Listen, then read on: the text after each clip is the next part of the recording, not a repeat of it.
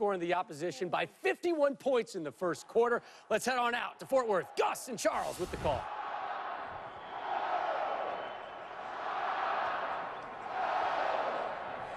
Amon G. Carter Stadium here in Fort Worth, Texas, and we have a battle between two top 25 teams as fourth-ranked Oklahoma comes into town to take on the 25th-ranked Horned Frogs of TCU. Hi, everybody. I'm Gus Johnson along with my partner, Charles Davis, and welcome to Fort Worth, where we have two undefeated teams, two teams playing extremely well, especially on the defensive end, and two teams playing with a whole lot of confidence. Indeed they are. So today is what? It's a prove-it game for both sides. For Oklahoma, some people think they're the best, most complete team in the country. They have to prove it against one of the better defenses in the country in TCU. Trevor Knight, their quarterback, he's been consistent, has to continue to be a game manager and distribute the football. For TCU, Coach Gary Patterson's been walking around this week with a little grin on his face like he knows something about this team. Their third year in the Big 12, he thinks they're ready to compete, and he can't wait for this game to begin. So the Horned Frogs, number 25, time for them to prove it. And here come the Horned Frogs. Undefeated, they feel that this is their game, and Oklahoma will go down. Opening kick coming up after this.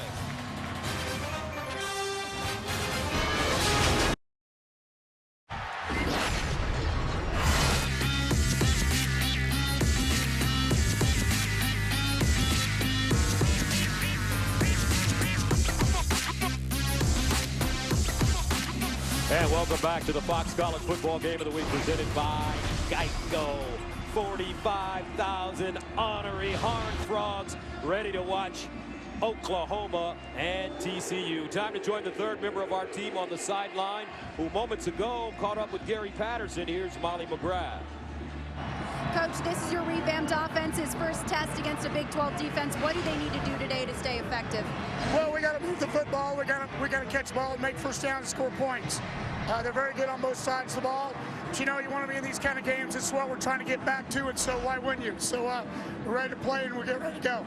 Oklahoma has a lot of big offensive weapons. What is the focus of your defense today? You know, so do we. So we've been practicing against guys that can run. They don't have a real big list to be at a 10-1-7, so we got to get ready to play. Thanks, Coach. Good luck out there. You bet. All right, Oklahoma won the toss deferred. TCU will receive. What a perfect day here in Fort Worth, Texas. 78 degrees, not a cloud in the sky. What do they call that? A high sky, Charles Davis?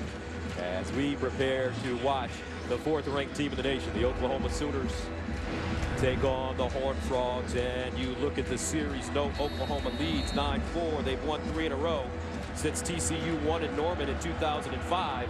OU 5-0 versus TCU in Fort Worth.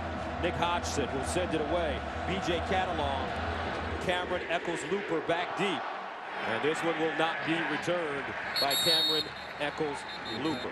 So 3 things you need to know when TCU has the football.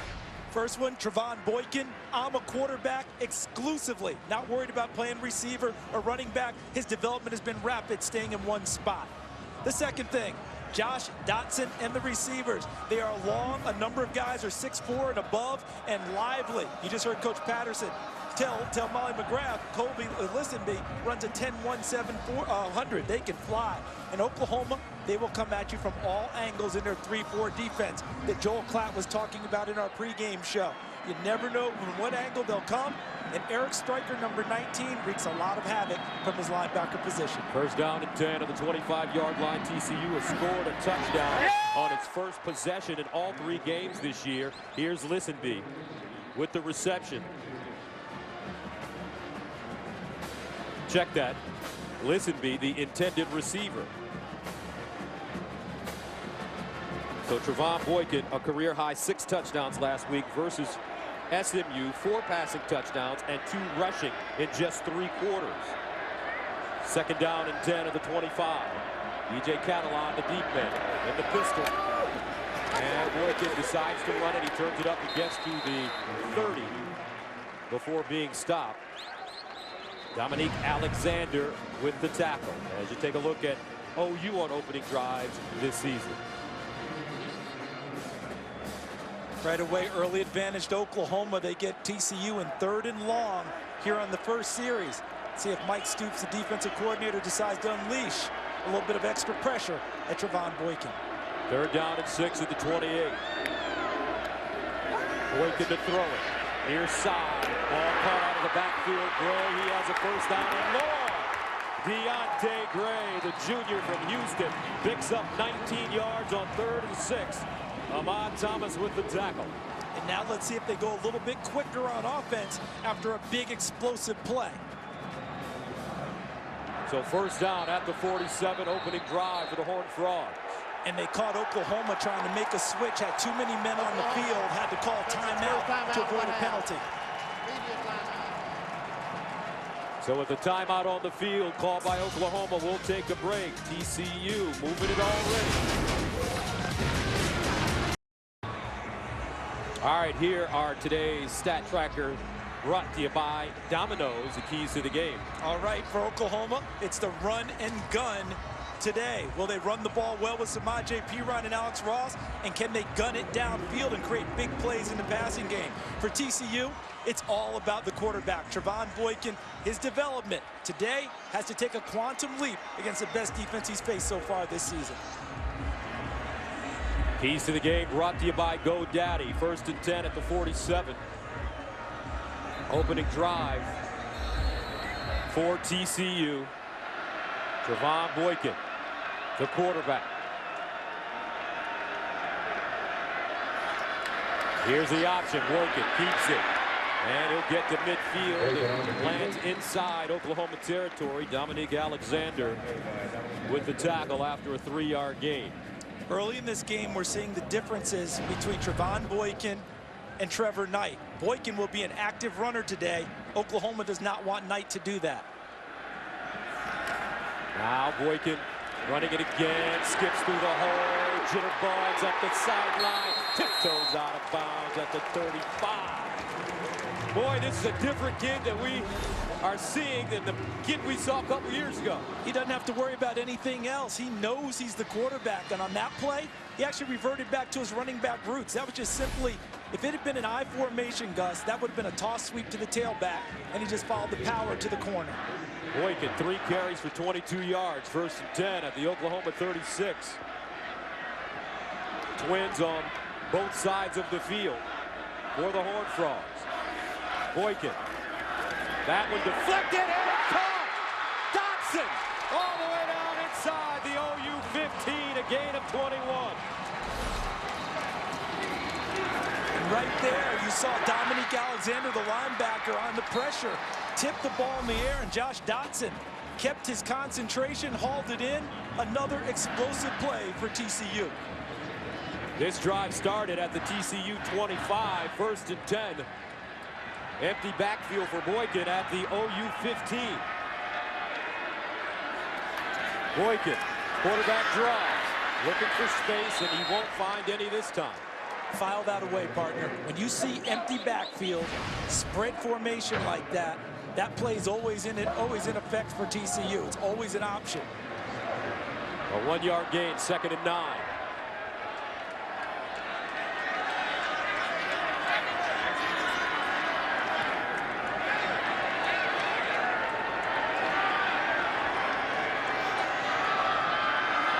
Here's the option. Boykin keeps it and gets crunched at the 10-yard line. Some hard hitting. Jordan Evans, sophomore from Norman, comes up and makes a tackle from his linebacker spot. Watch this. If Boykin ends up faking inside and then pitching it, he's got a better play. What he did was he drew people to him, but if he had pitched it out to Catalan, I think he had space to gallop. So 3rd down and 6 at the 11. Boykin to throw. Winds up, near side, caught again by Dotson, dives, 1st down, Horned Frogs. And what I like early from TCU is they're not shying away from throwing at Zach Sanchez for Oklahoma, number 15. He's their interception guy, but he's been playing with a sore shoulder. If I'm TCU, I want to find out if he can tackle out there on the corner. Can he make a play against my big wide receivers? On 3rd and 6, they get 7. 1st down and goal at the 4. VJ Catalan, the pistol back. behind Trevon Boykin. Boykin gives it to him. Skipping, leaning. Did he get over? And they're going to call him down at about the 1-inch line. Gave it an effort. It looked like he extended the ball at the end of the play. Let's see if he's on top, so he's not down. So when he extended it, he thought he crossed the plane. Catalan again, tries to go outside. Lost it. And he's down towards Peterson defensively for OU.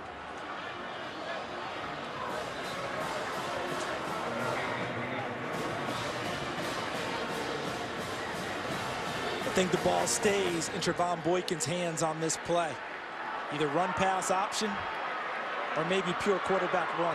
12th play of the drive. Diamond formation. 3rd down and goal for TCU. And those are 2 tight ends in the backfield with a running back.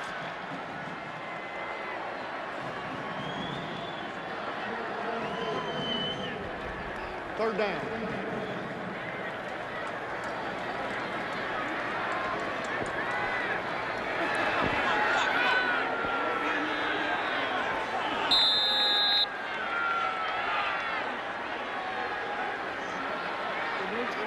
Now Ty Slamina, number 13, comes in, checks in the slot at the bottom of your screen.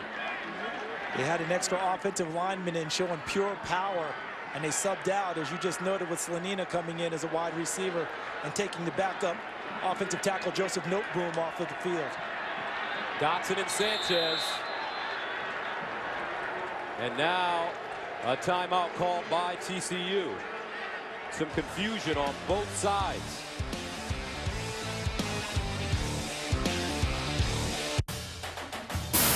Fox College Football is sponsored by Geico. 15 minutes could save you 15% or more on car insurance. Gus Johnson, Charles Davis, TCU playing so fast, CD, they may have cost themselves a touchdown right here. Watch me. He is sitting on top of an Oklahoma player and extends the football towards the goal line. So you see that look. Now watch this angle. See the ball? That's at the plane of the goal line right there. So right there, they've got a chance to have a touchdown. The replay officials, maybe they went so fast they didn't feel like they got a conclusive look in order to buzz down and stop the game, because that was one that TCU could have already been in the end zone. So that brings up 3rd down and goal at the 1. Mike Stoops, the defensive coordinator. E.J. Catalan, the deep man who Boykin is speaking with right now. Cliff Murphy, a tight end, also in the backfield. Here's the option. Boykin lost it. And recovered by the Horned Frogs. Cliff Murphy. Touchdown, TCU.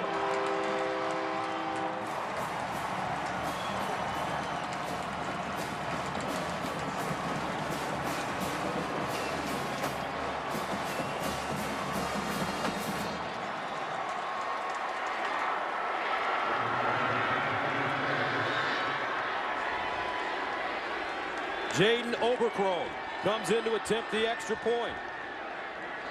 Has never missed a PAT in his TCU career. 96 for 96, an ongoing school record.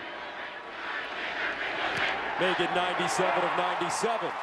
But more importantly, the Horned Frogs take their opening drive all the way down the field and score to take a 7-0 lead over Oklahoma.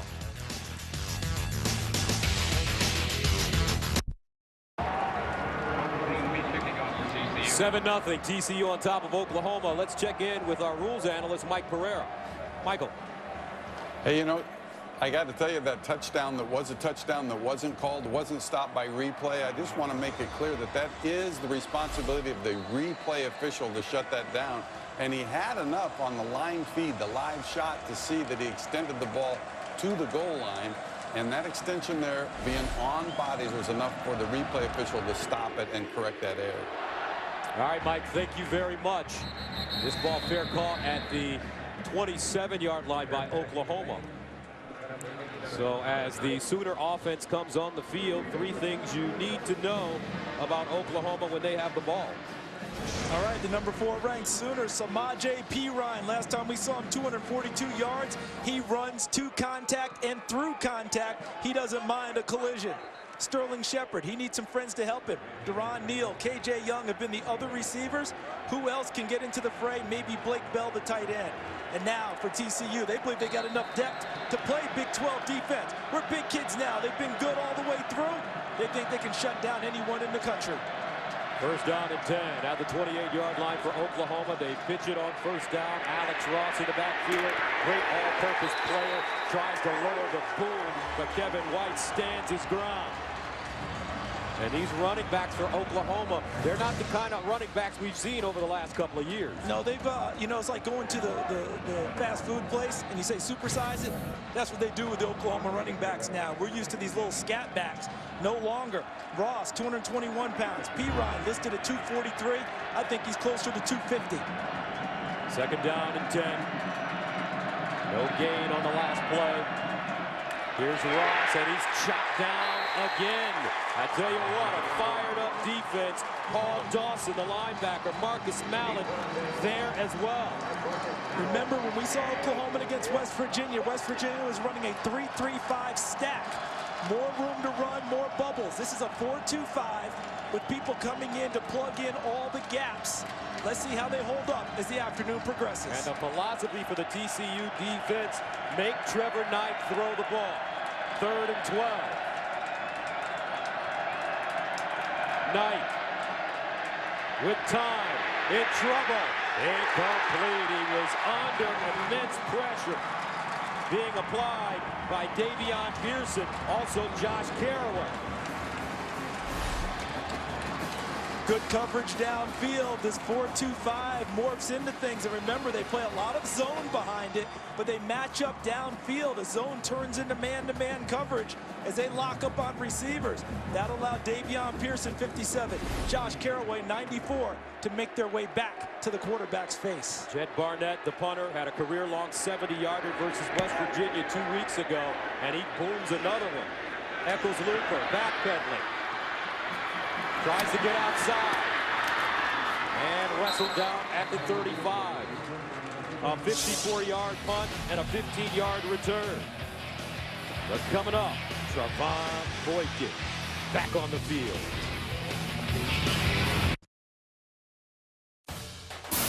Fox College Football is sponsored by AT&T, mobilizing your world.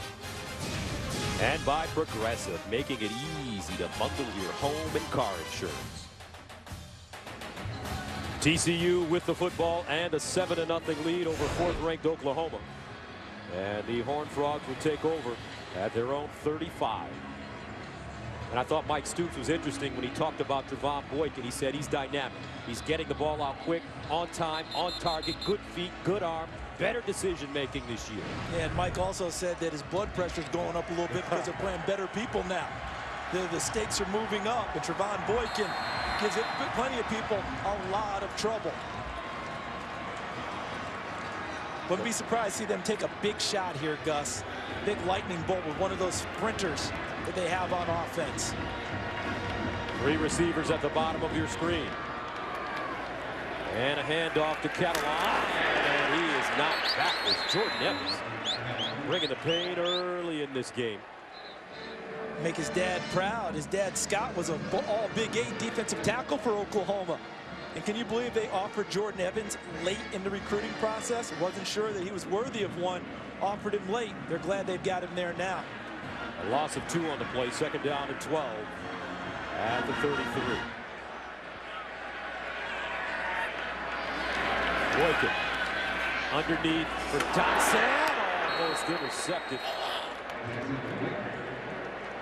So that's back-to-back big plays by Jordan Evans. Tackle in the backfield, and this time he affected the play because Dotson saw him coming. Even before the hit, Dotson saw him, and that made his hands a little bit unsure as he came inside on the screen. 3rd down and 12 at the 33. Horned Frogs need to go to the 45 for a 1st down.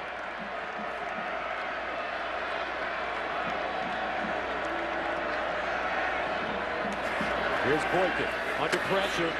Delivers to Dotson, and he won't get the 1st down, or will he?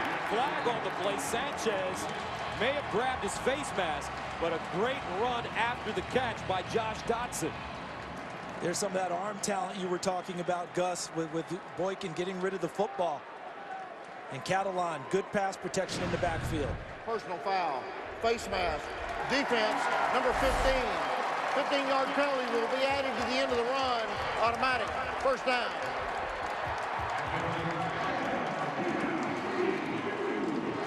So you saw the face mask, but look at the pass protection.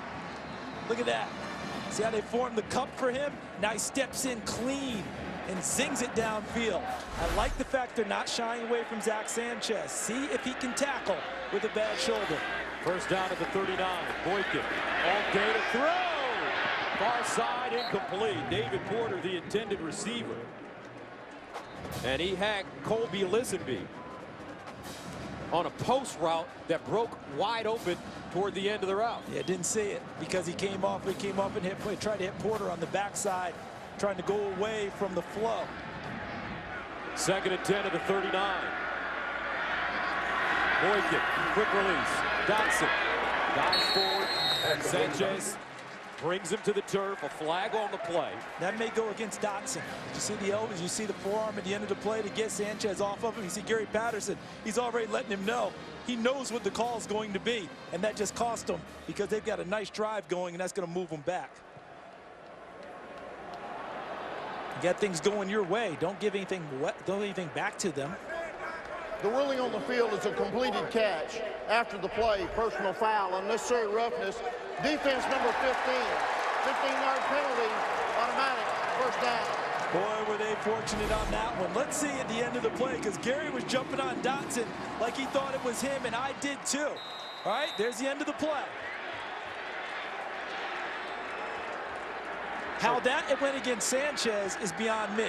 Unless they're saying he said something, they got that one backwards, because the only push came from Dotson. First down and 10 of the 16. Here's Boykin on the play action fake.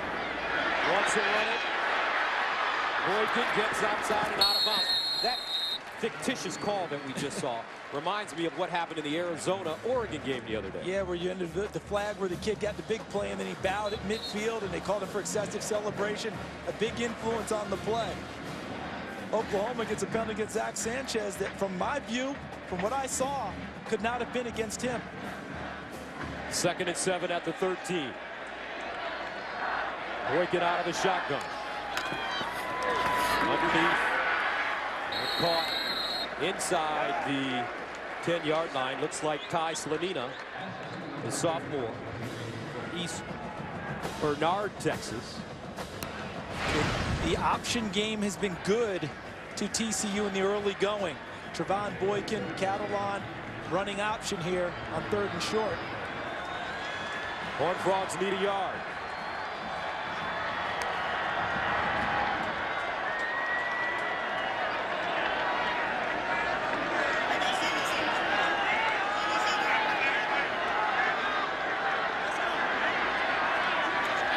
Here's the option.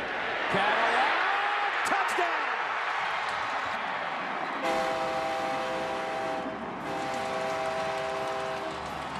Wow. TCU smacking Oklahoma in the mouth here in the first quarter. And this is going to be option to this side. And Trevon Boykin on the read. You remember earlier I said he should have pitched one? This time he reads it perfectly, draws the defender striker to him, and pitches it to Catalan, who pounds his way into the end zone.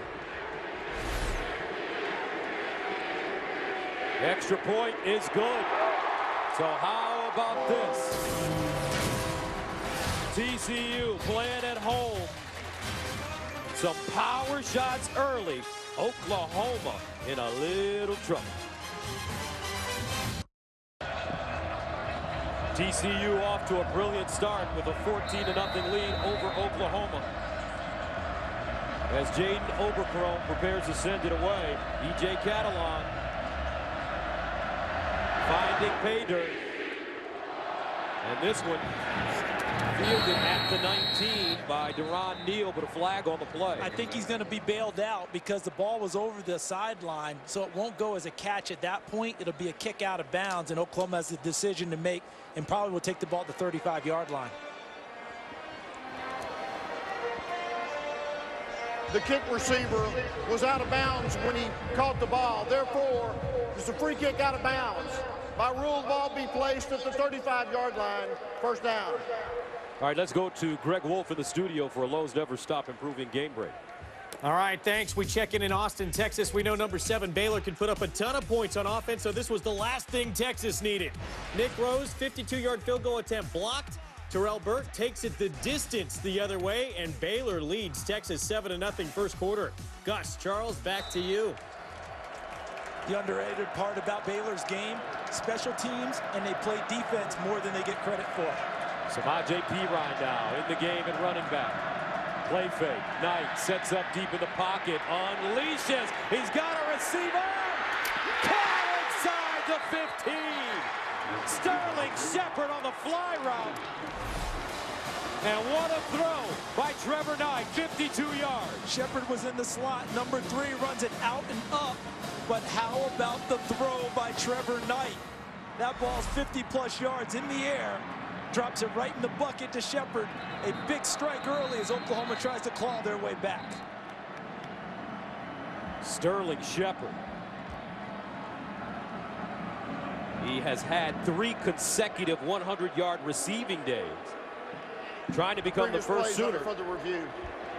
Now you got to take a look and see about the catch, whether he caught it, had possession, came down in bounds.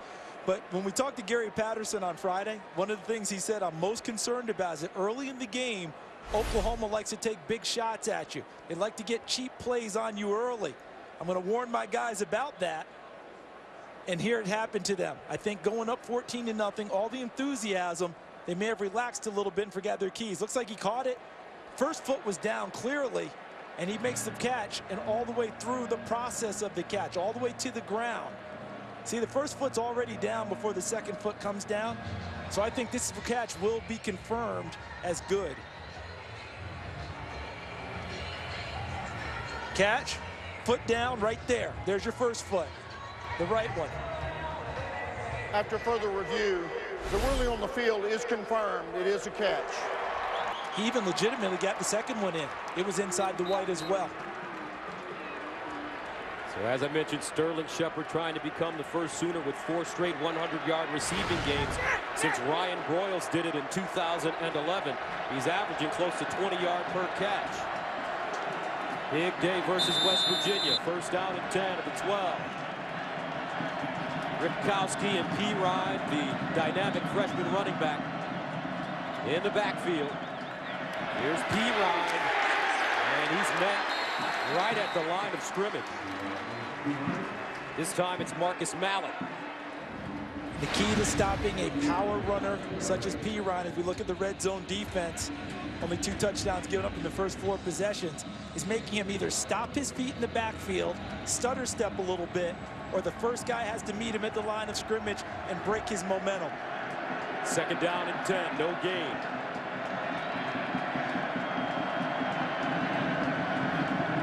Knight, quarterback draw with a blocker, and he'll go down inside the 5. And look who led him through the hole. The guy who normally carries it, Perine, 32. And Oklahoma's done their best this year to keep Trevor Knight out of a lot of running situations. But down 14-0, they decided to say, we've got to use all of our weapons right now. And they used him on the quarterback draw with Perine as a lead blocker. Nobody in the Big 12 better on 3rd and short than the Sooners. They came in 8 for 8 on 3rd and 1 and 2s. 3rd down and 1. Perine, first down. 9 for 9.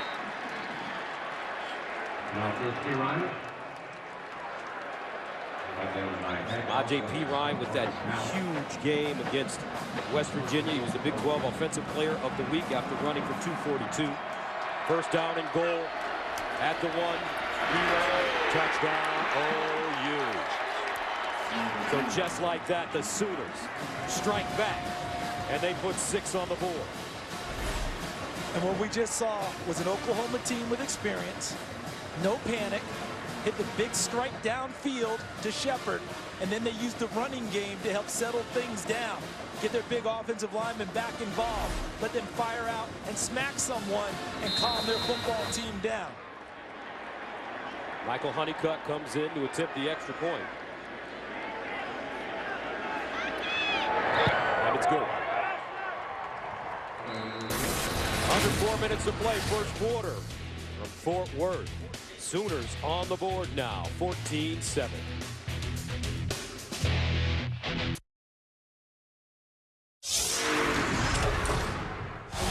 Done with time, now flushed out, unloads, off, touchdown, Garrett Moore scores. Here comes the option from Gunn, deep pitch, Merrill, walks in, Frogs scores again. Folks, that's gonna do it. Frogs beat Oklahoma today. How about that one? Getting that's early in Gary Patterson's tenure as a head coach to go into Norman and beat the number 7 ranked Oklahoma Sooners. And it was a precursor of great days to come for TCU under Coach P. Sooners will send it away. Catalan, Eccles Looper back deep, and this one sails all the way out of the end zone. Boykin ready to come back on the field. Last year, Oklahoma held on for a 20-17 win in Norman as Brendan Clay ran for 111 yards. In 2012, Damian Williams had a 66-yard touchdown run early in the third that helped OU take it 24-17. You saw the first 2 possessions there of TCU today. Last year in that game, Gus, that we did, the first 7 possessions were 3 and outs for the TCU offense against Oklahoma's defense. First down and 10 of the 25. Aaron Green, the deep man in the backfield. Here's Green with a hold. And Green gets to the 30. Dominic Alexander brings him down after the 4-yard pickup. They'll mark it at the 29. Look at the wider splits we're getting now from TCU's offensive line. Look how wide everything is. Boykin, play throw, near side, incomplete. What does that mean? Looks like 6-man football out there.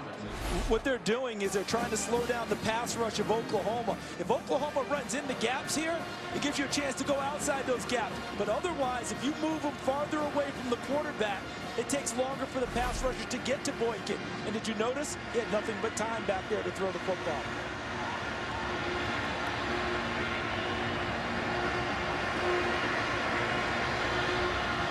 Now they've come back into the conventional split and going more of a standard-looking offense on this down. Third down at 6 of the 29. Boykin, slant pattern, and it's caught. A first down. Aaron Green gains 8 on 3rd and 6. Now this is a commendable catch because it was contested. You see that, Aaron? It looked like Evans, Jordan Evans, was right on his hip, right over his shoulder in his hip pocket, and Green possessed the ball. Charles Tapper. Knock him False down. start. Offense, number 59. 5-yard penalty, first down. Fabulajay. Tayo Fabulajay, he's 6 feet 7 inches tall. So what you're saying, if he does something, and you know who drew him off? I think the official did. When the official came back from over the ball and moved quickly back into position, I think Fabulajay saw him out of the corner of his eye and reacted to movement. First down at 15. Boykin. Slovina with the catch, gets to the 41. I tell you what, that thing is getting out of his hand. Yeah, with dispatch, isn't it? I mean, it's pretty. You mentioned it early in the game. The improvement that you've seen in Trevon Boykin from what we saw the first 2 years, you know, it's not just him throwing the football now, Gus. That's confidence throwing the football. He is settled, knows he's the quarterback, and has assumed that role completely. Junior from Mesquite, Texas. He's 8 of 12, 91 yards already. Second down, and dangerous play, flag on the play. Fortunate that he has excellent reflexes.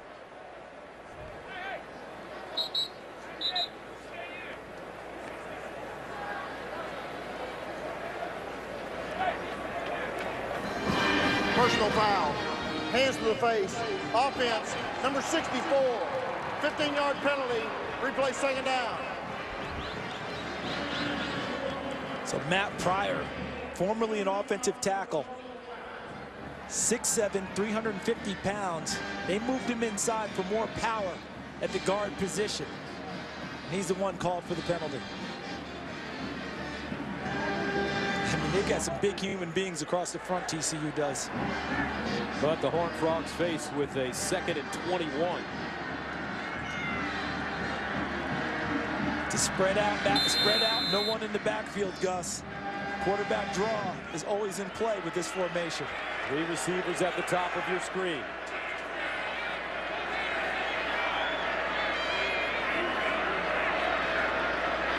Boykin lets it go up the sideline. Listenby lays out, and on 2nd and 21, he gets 34. Listenby's at the top of your screen, number 7 in black, working against Julian Wilson, the cornerback.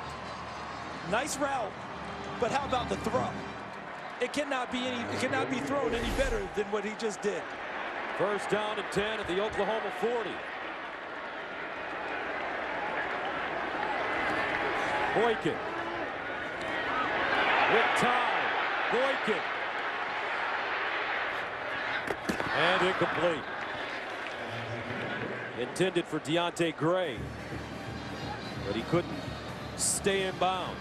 Well, you know where they wanted to throw it to Deontay Gray was on the tunnel screen to start the play. And then when that was taken away, he extended the play. Boykin did with his legs, and Gray continued on his route across field, and they almost hooked up later on downfield. So 2nd and 10 at the 40. Green, the pistol back behind Boykin. Play fake.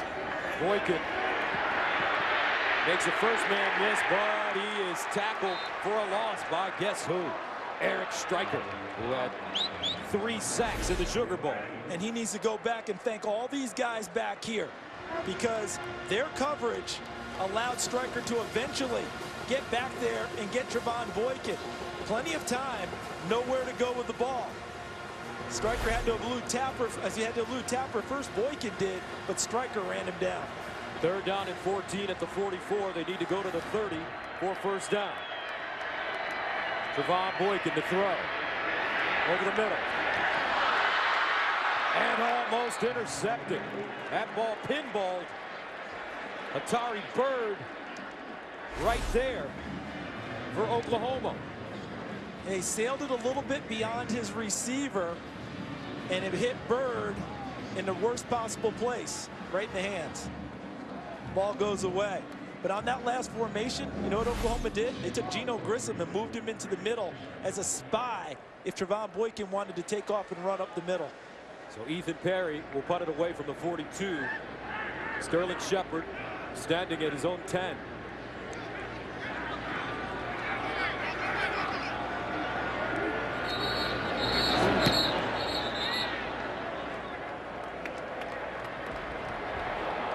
Prior to the snap, false start. Kicking team, number 81. 5-yard penalty, 4th down.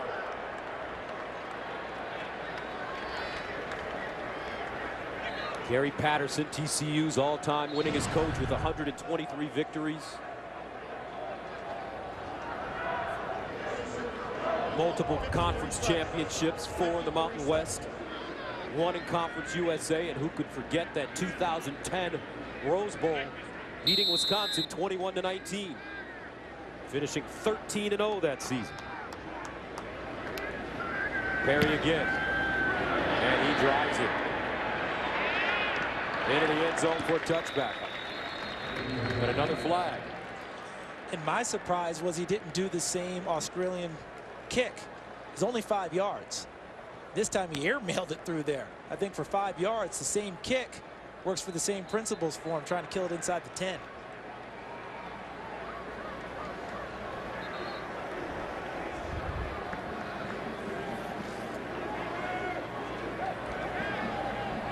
Illegal formation on the kicking team. Number 26 was not lined up on the line of scrimmage. That 5-yard penalty will be added from the 20-yard line. First down.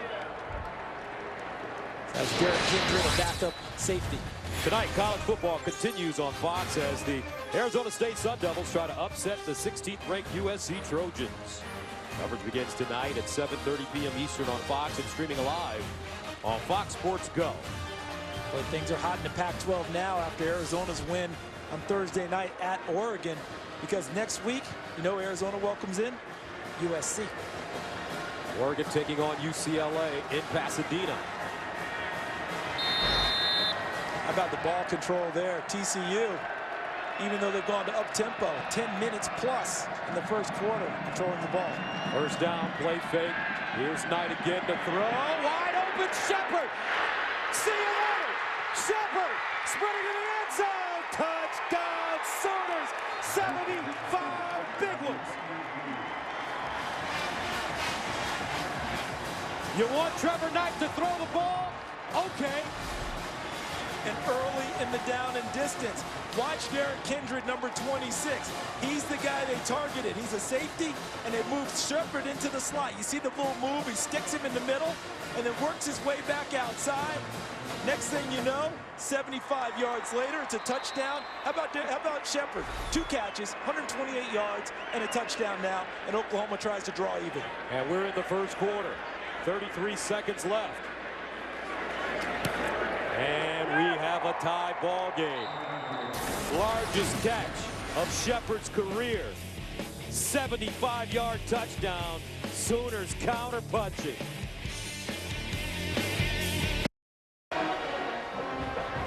Sterling Shepard, the junior from Oklahoma City, with a terrific touchdown to tie this game. And look at TCU looking to the sideline, trying to get the call, trying to get lined up correctly. And remember, Sterling Shepard plays in the slot. He plays outside. They always want to know where he is. And Oklahoma out-schemed them here because they got him isolated on a safety instead of a corner. And you know the end result, 75 yards later, touchdown on a 1st and 10 throw. Hodgson will kick it away. And he's done a nice job. This one out of the end zone once again. TCU will have it at the 25. Our Molly McGrath had a chance to talk to Trevon Boykin during the game, and from what I understand, he had some interesting things to say, Molly. Yeah, that's right, Gus. I talked to him before the game. He said he's feeling confident in TCU's new offensive scheme. He says it really plays to his strengths. If his first and second read aren't there, it gives him the ability to make plays with his feet. He told me he expects Oklahoma's defense to try to contain him in the pocket, force him to make some difficult throws. We've already seen that today, but he said, I'm ready for that. They've been practicing those situations all week, guys. And Molly, one of the big things about his development, they put him at quarterback and left him there, but Sonny Cumbie and Doug Meacham came in as the co-offensive coordinators. Cumbie, a big-time quarterback at Texas Tech, knows quarterback play as well as anyone, and he spent a lot of time helping Trevon Boykin get set and ready for this year. Here's the option, and he gives it to Catalan. Head of steam, running downhill, gets out of bounds. At the 35 and a first down, TCU. And we talked about the offensive coordinators. One came from Oklahoma State, Doug Meacham. He's on the sidelines calling the plays. Sonny Cumbie came from Texas Tech. He's up there collaborating on the offense. And they both brought their style, their system, which all dates back for both of them to Mike Leach and Hal Mumme at Valdosta State. First down and 10 of the 36. Boykin. Sanchez almost coming up with his 5th interception in 5 games. He's 4 for 4 right now. Remember, this kid has been playing with a tender shoulder. He's been tough and he's been gritty, hasn't he, Gus? And this one, you know what probably threw him off was the ball was tipped at the line of scrimmage.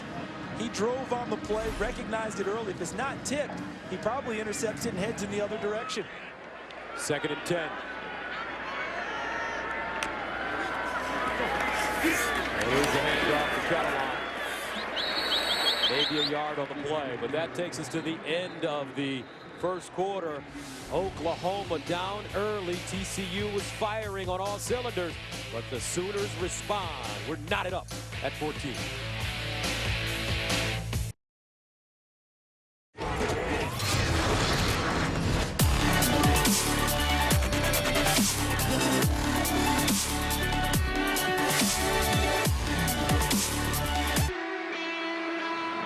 And welcome back to the Fox College Football Game of the Week presented by Geico. And what a start. level at 14 apiece. Oklahoma, the 4th-ranked team in the nation, taking on the 25th-ranked Horned Frogs. 3rd down, 10 at the 36. TCU 6 of 7 on 3rd down conversions.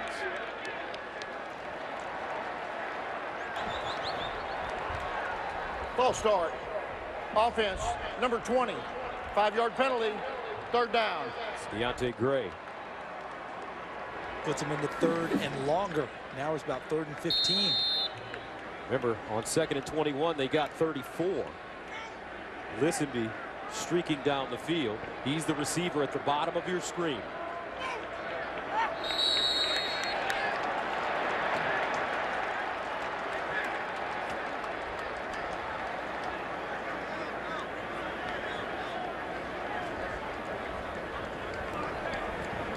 False start.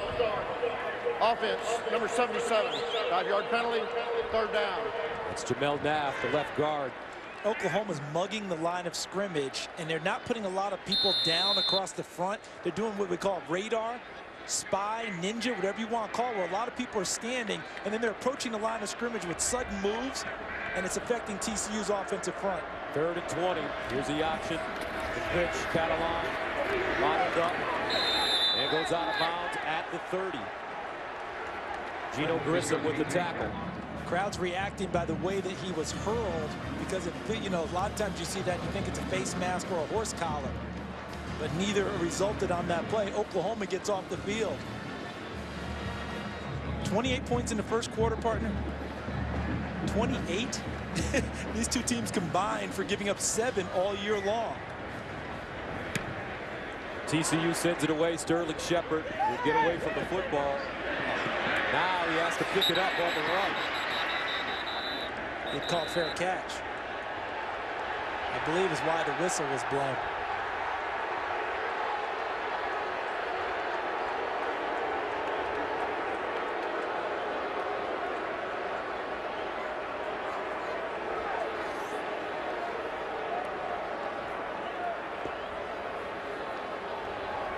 Yeah.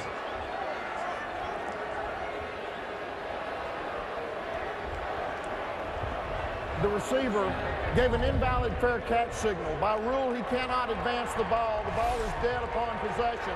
1st down. See, but there, at that point, he's telling his guys to get away. That's not a fair catch signal. Fair catch signal, is my understanding, is you got to get your arm up in the air and throw it over your head. But what I'm being told is any waving, any movement like that, it could be interpreted as an invalid fair catch signal, thus the penalty against Oklahoma. 1st down and 10 at the 15 for OU.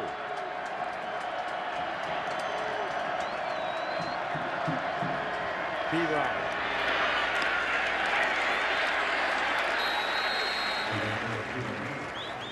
Marcus Mallett, 1st man to him.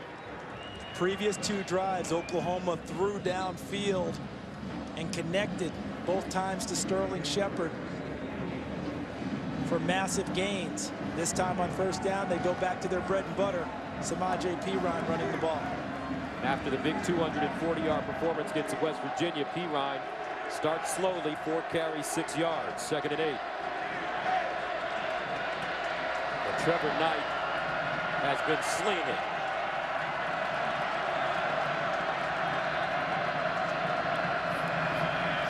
Knight lofting it off, played back with the catch and a 1st down.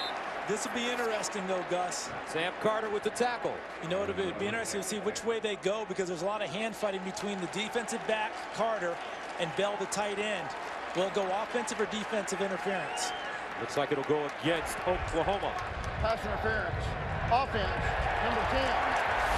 Half the distance to the goal. Replay 2nd down. And you see Blake Bell had both hands inside on Carter's chest, number 17, and pushed off and created space. You hear people talk all the time about receivers uncovering themselves downfield. That's one way to uncover, except that's a penalty. Last year in this game, Bell was the starting quarterback and went 20 of 31 for 152 yards, and also rushed for 61 yards on 14 carries. Made the switch to tight end in the spring. 2nd and 16. Knight Fires deep again. Shepard. And knocked away at the last moment by Kevin White. And Trevor Knight would like to have that throw back.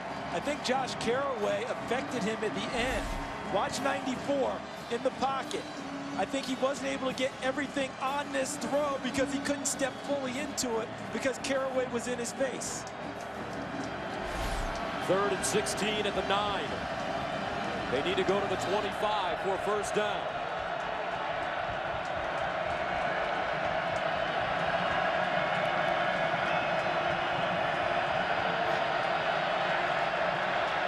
And Knight will call a timeout. Second quarter action, game tied at 14. Back after this.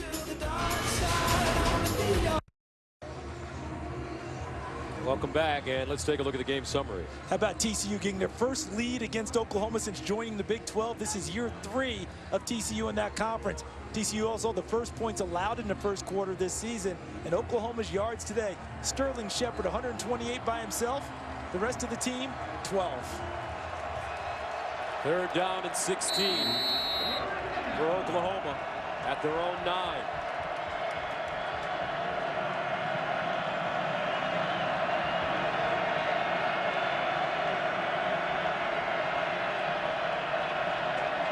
Knight steps up in the pocket with running room. And Knight upended at the 21. Derek Kindred with the tackle. It's a 12-yard gain. And OU will punt it away. It wasn't a design quarterback draw, but the net effect was good for Oklahoma because it got them out of deep in their own territory and gave them room to punt the ball away and could help them in field position. Although TCU gets off the field, the number one thing they wanted to do. So Jed Barnett inside his own 10.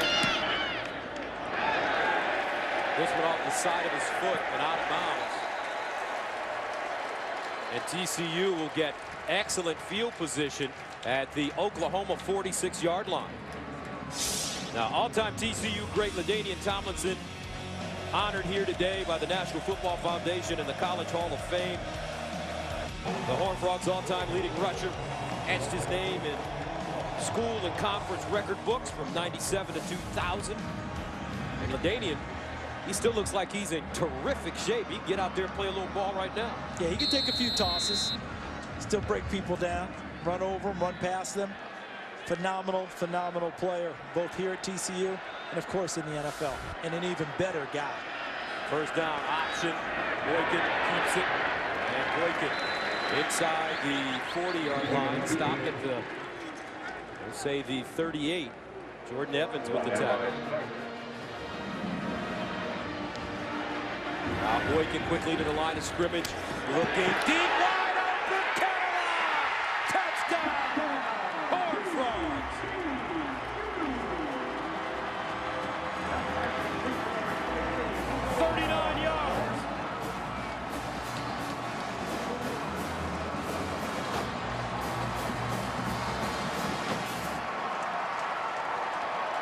They schemed them, Gus, so well that the secondary of Oklahoma actually ran into each other and bumped people off of the route and laid it wide open for B.J. Catalan.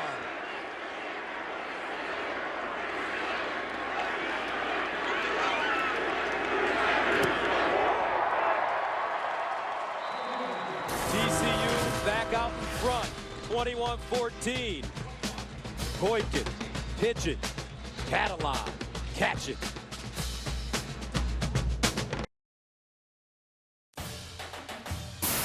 Fox College Football is sponsored by the Cree LED bulb, the biggest thing since the light bulb. All right, let's check out the Nissan Heisman Watch. Actually, we'll kick it off first and then take a look at some of the Heisman hopefuls. You can see the confusion there from Oklahoma's defense trying to get lined up. And Catalan was the second guy in from the sideline and totally got lost in the coverage. They didn't actually collide in the secondary. They just got confused, and Catalan ran scot-free, and Boykin found him. Longest catch of Catalan's career. Most points TCU has ever scored in a game versus Oklahoma. And this one goes out of the end zone. Now let's take a look at the Nissan Heisman watch. Well, we know that the hopefuls here, Marcus Mariota from Oregon, had a tough time on Thursday night against Arizona. Todd Gurley from Georgia running against Vanderbilt today, and Bryce Petty is in Austin, Texas to take on the Longhorns. And I think he's having a nice season. And here's some other guys. Amir Abdullah tonight against Michigan State. He is their hope to upset them. Everett Golson has a tough task against Stanford's #1 ranked defense in the country today. And Kenny Hill, boy, was it a rough one today for Texas A&M. And Kevin Sumlin, Mississippi State, took their measure. First down to the 25 for Trevor Knight. Alex Ross back in the game. Knight on the play-action fake. Knight uses his wheels. Knight gets outside and out of bounds at the 40. That's a 15-yard run for the sophomore from San Antonio, but a flag all the way back at the 19. This may come back. Holding. Offense, number 71. 10-yard penalty, first down. Sorry. Left tackle Tyrus Thompson.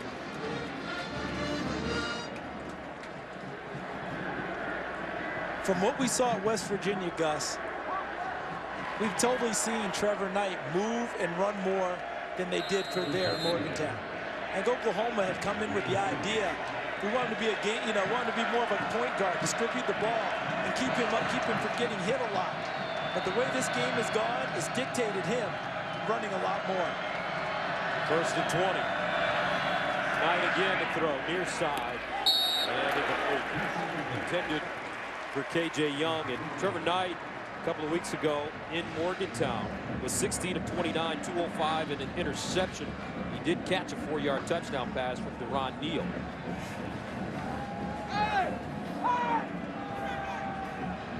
I think what Oklahoma is seeking, other receivers who are dependable besides Sterling Shepard, who can step up and make plays on the perimeter as well.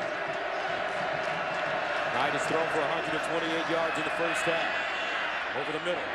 Ooh, he put some hot sauce on that one. Deron Neal with the gain of 15. That's exactly what they needed. Someone besides Sterling Shepard to go downfield and make a play. Deron Neal had a tough night at Morgantown. A few drops early in that game, but he made up for it with a touchdown pass tonight on the end-around pass. Third down and 5 at the 30. As you take a look at the numbers, he's only thrown it a few times, but it's been for big yardage.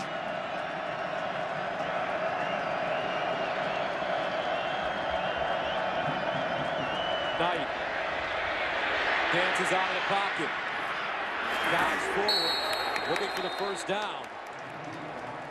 He needed to get to the 35, and he will not get there.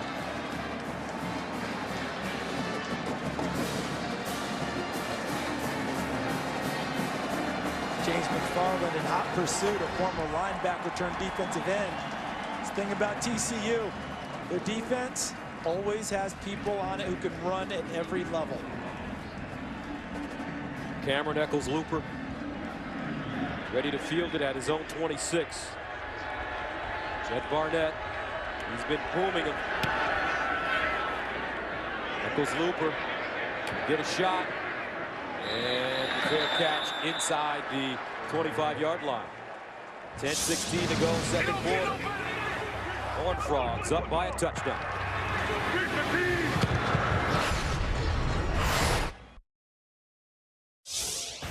Coming up on the AT&T halftime, number 9 Notre Dame faces their toughest test yet as they host number 14 Stanford.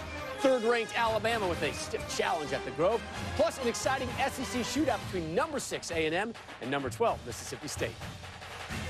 All right, Charles, this is getting ridiculous. Every week, Rob Stone is looking like new money. Who's his agent? I got to get that guy. We know who his haberdasher is, and he's spending it wisely. First down and 10 now. At the 24, Boykin, pump fake, up the sideline, incomplete. Josh Dotson, the intended receiver, and a flag on the play. And the official on the sideline threw his hat, which signifies that someone was out of bounds running the route, and then the flag came afterwards.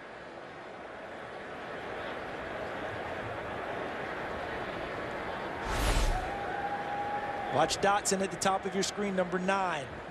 Against Sanchez, he runs his route. Now he's out of bounds running his route. So I don't think he's eligible to touch the ball until someone else touches it first. The receiver went out of bounds, was the first to touch. Illegal touch in the pass, lost it down at the previous spot. Second down. So what he was telling us, the official, Mike Diffie, Josh Dotson, you can't do that. Pretty much. Mike Diffie. And I better get it right. You see the guns on him? Oh, boy. Tell you what, Ed Hockley has worn off on the officials across the country, hasn't he? yes, he has. Second down and 10.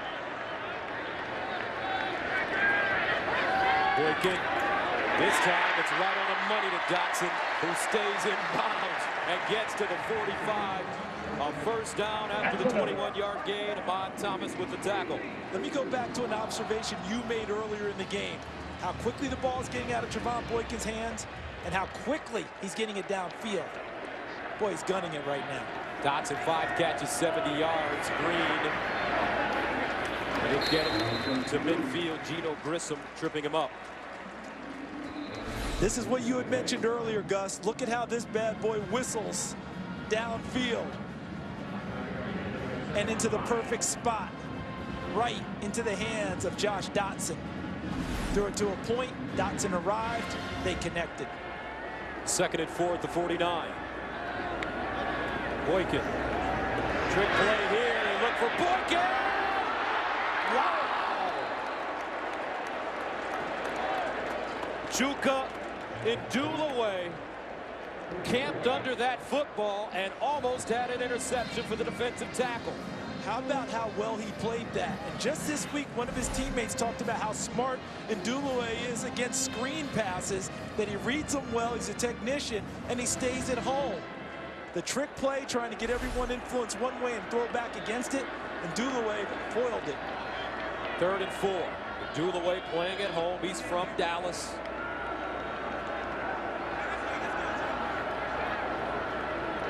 Boykin. Lofting it off, and it's picked up. Jordan Evans.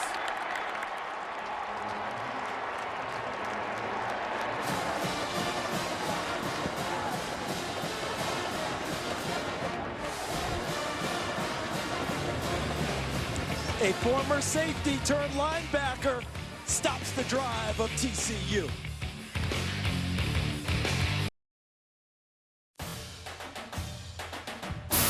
Fox College Football is sponsored by Nissan, innovation that excites. By Allstate, proud supporters of college football. Are you in good hands? And by Domino's. Oh, yes, we did. And the Oklahoma defense stepping up. I tell you what, Jordan Evans has played some terrific football in this first half. He's made plays in the run game, in the pass game. He came to Oklahoma as a safety. Played that in high school. They moved him to linebacker because they want more speed on the field. And he sniffed that play out very well. Back-to-back big plays by the defense. And Ndulaway foiling the throwback. Evans with the interception. So Oklahoma with the first down at their own 37. Knight. He looks for Shepard deep. Shepard cradling it and making the grab. But was he out of bounds? The hat is off on the official on the side. He threw his hat. That's the side judge, Shane Stanley. Going to tell Mike Diffie, the referee. The ruling on the field is that the runner was forced out of bounds. He reestablished back in bounds, caught the ball, first down. So there's the coverage from Kevin White, and he and Shepard fought it off. Did you see Shepard with his hand on White's back on the jersey? Actually helped propel him past him, and he gets the benefit of the call. A 37-yard gain. Shepard, 3 catches, 165 yards and a touchdown. First down and 10 at the TCU 26. And this time it's Piron, affectionately known as the Tank. Chris Hackett with the tackle. But Samaje saying, you know what, I don't need a nickname. My mama named me Samaje. That's what you call me. Freshman, folks, true freshman.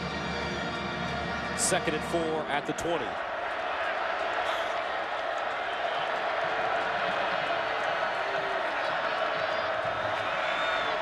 Perine left. Perine first down. Samaje Perine down at the TCU 1-yard line. Paul Dawson with the saving tackle. Let's see how fast they go now, because they had another explosive run, and Oklahoma likes to go fast after big plays. Gain of 17. Perine. I think they come right back with him again, Gus. Watch Aaron Ripkowski, 48 in the game. He's the lead fullback. You can almost follow him to the point of attack on many of the running plays. 2nd down and goal. Ball at the 1. Oklahoma trying to tie this game up. Perine, the pistol back.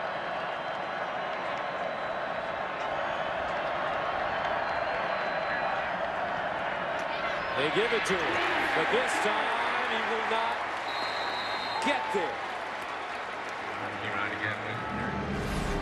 Looks like Sam Carter. Watch how they just fill in the gaps up front. But Sam Carter, the safety, was involved early in the play. Also, Paul Dawson, 47, getting involved in the run game. Do you give it to him again on 3rd and goal, this time from the 2? If you do, I don't think it's the middle of the line of scrimmage. I think you've got to move more towards the margins or the edges of the line of scrimmage. 3rd and goal at the 2. Perine again, powering his way forward. No signal yet. Falling short. And I think they go for it here. The runner was short of the goal line. 4th down. No field goal. They're going to go for it. See, the ball's in the back part of him there. He's falling there, but the ball doesn't get to the line of the goal line. So on 4th down and goal from the 1. Bob Stoops showing confidence in his offense. They've got some big boys up front and a big boy in the backfield in Perine. The ruling on the previous play was that the runner was short of the goal line. That play is under further review. I think they actually got it correct on the field, that he didn't get there. His body falls, and the right side of his body falls towards the goal line, but the ball's in his left hand. So when he falls, body's towards the goal line, but see, the ball's back here in the left hand. And so I don't think he gets there. I think they had it right. See, as his body falls, the right side of his body, here's the elbow going to go down. That'll determine him down. And the ball doesn't get there. Ball's behind the goal line.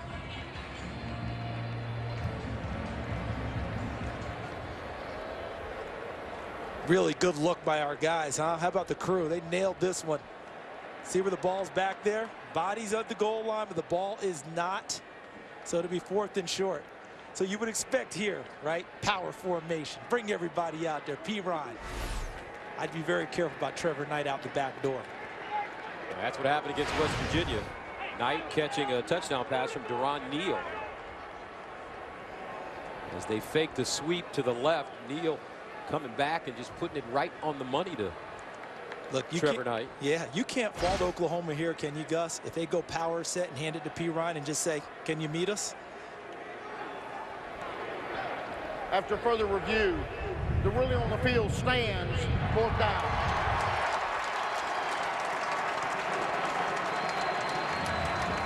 So what's Perine running? 5 straight times now? One of the great moments in football. Mano a mano. 4th down and goal from the 1. Perine, the deep back.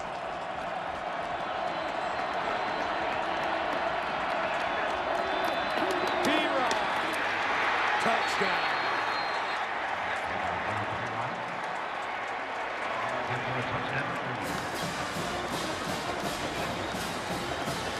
Against a great back, a power back. You could do everything the right way on defense, and he can still have you end up wrong. Because they were there. Tackles were there in the right gaps in the hole, and his power pushed him over the goal line.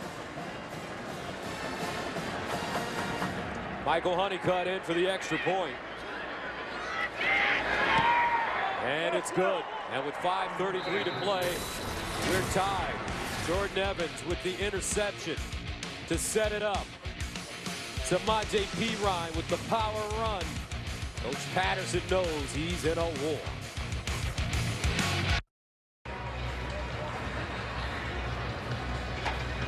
Welcome back, Samaje Perine with his second rushing touchdown of this game as Oklahoma went on a 7-play, 63-yard drive that was set up by the Jordan Evans interception.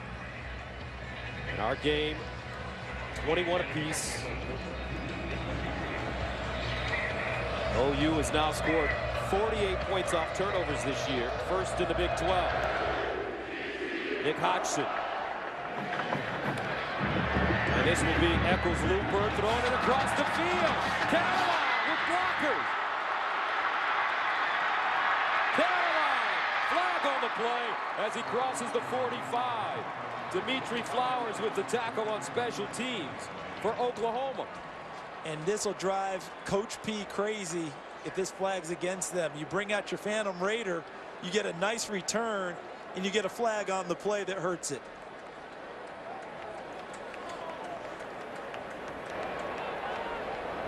During the return, holding, return team number 14, 10-yard penalty from the spot of the foul.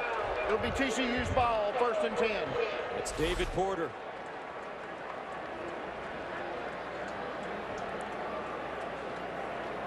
Oh, there he is, right there. He was laying down and just totally hit himself in the middle of the O and Horned Frogs in the end zone. So he didn't attract any attention. That's like when you have your young child and you teach him to play dead. And he did it and then popped up. And then ultimately a penalty set them back. But it's letting you know TCU will trot out everything today to try and get a win. First down and 10 at the 30. Javon Boykin. Boykin. Oh, broken up. Nicely done by Quentin Hayes. Normally when you hear about the fastest man on a team, it's almost always a wide receiver, maybe the running back. Bob Stoops says Quentin Hayes may be the fastest guy on the team, although Alex Ross disputes that fiercely, his running back. But on that play, he used his speed to break up the pass. Boykin 11 of 21, 185 yards, a touchdown and a pick. Boykin, oh, strike over the middle, a little high for Deontay Gray.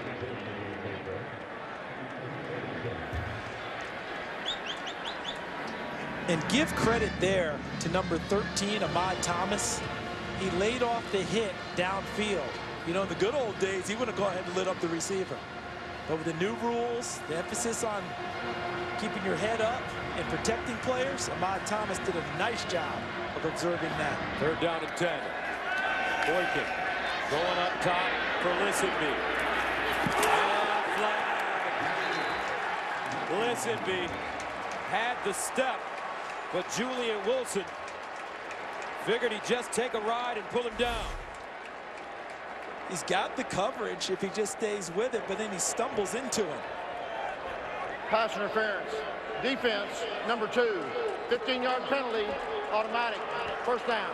See how he was feeling Colby Lisenby with his left arm, but then he stumbled a little bit, and that drove him into Lisenby and created the penalty. So a first down at the 45.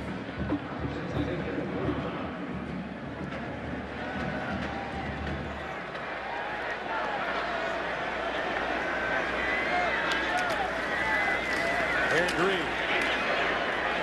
And he'll get inside Oklahoma territory. Jordan Evans again defensively for the Sooners.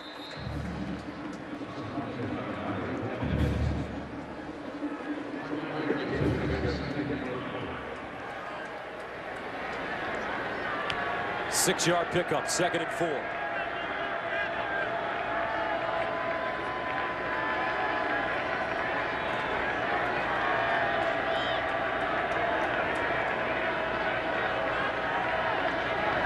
Boykin runs it. And Boykin picks up a first down. Jordan Evans hauls him down again, but the chain's moving for TCU. 5-yard gain on 2nd and 4. Horned Frogs with the football at the OU 44. Boykin, pump fake.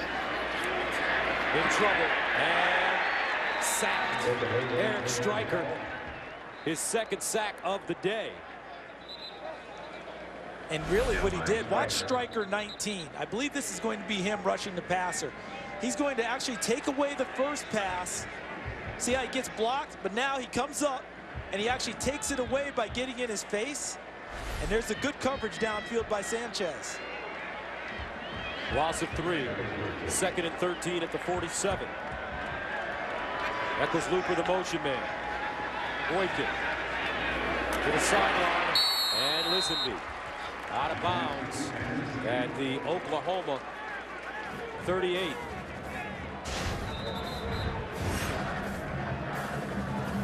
A lot of rotation of the offensive line by TCU.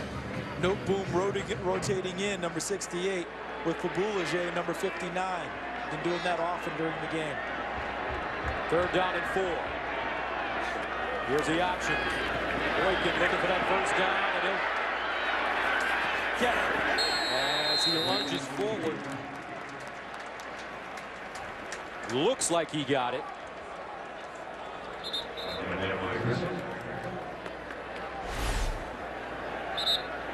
And he does have the first down. That's Gino Grissom, 85 for Oklahoma. They've been using him often today as a spy in the middle of the defensive formation. He plays linebacker usually. There's Grissom. Sometimes he'll be lined up in the middle of the defense. And with his ability to run, they're trying to take away some of what Boykin is doing. Not on that play. A timeout called by TCU. They have 1 timeout remaining. 3:04 to go. Let's go down to Brilliant first half for Trevon Boykin. All the things that we saw in the first part of the season, we're seeing again today, playing with a lot of confidence at the quarterback position has been Trevon Boykin. And it's opened things up for guys like B.J. Catalan, who's contributed in the run and the pass game.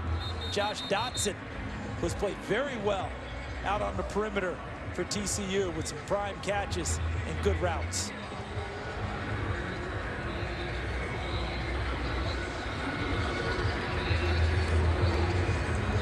Remember I told you in our production meeting, Coach P had that little look about him. That twinkle in his eye? Yeah, like he knew something the rest of us didn't know.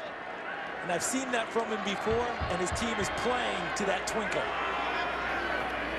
Here's Boykin. Over the middle. And the ball caught by David Porter.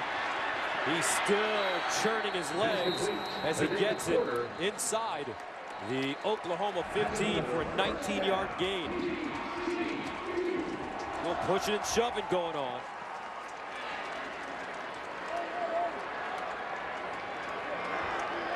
First and 10 from the OU 15-yard line. First down and 10 at the Oklahoma 15.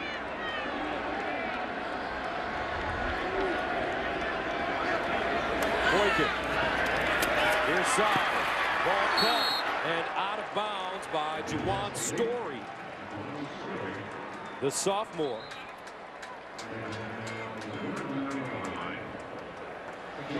Transfer from Florida, really starting to get integrated into the offense. They got him by scheme on that one. They had him on the backside of the formation by himself, one-on-one with Julian Wilson.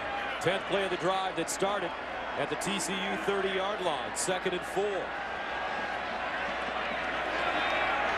Empty backfield for Boykin. Dancing, breaks contained. Flag on the play, and Boykin shot down inside the 10 by Eric Stryker. And where that flag came from is likely a hold on the offense. Holding. Offense. Number 64. 10-yard penalty. 2nd down. It's big Matt Pryor.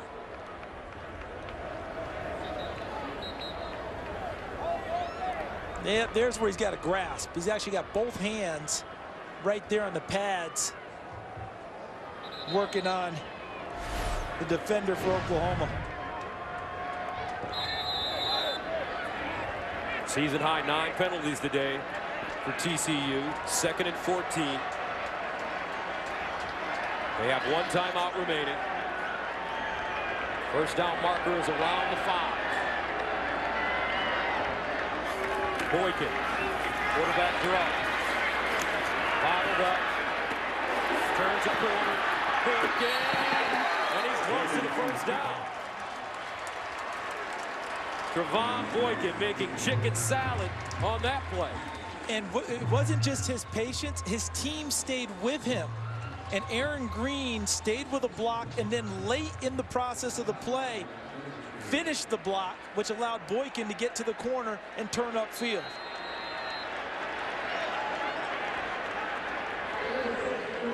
"12-minute formation offense. 5-yard penalty. Third down." They've been running guys in and out of the huddle, or excuse me, in and out towards the line of scrimmage on this whole drive. And on this one, they got caught with 12 out there instead of 11. And a lot of it's been offensive linemen. We see Doug Meacham, co-offensive coordinator, who actually calls the plays in collaboration with Sonny Cumbie, the quarterback's coach and co-offensive coordinator, who's upstairs in the booth.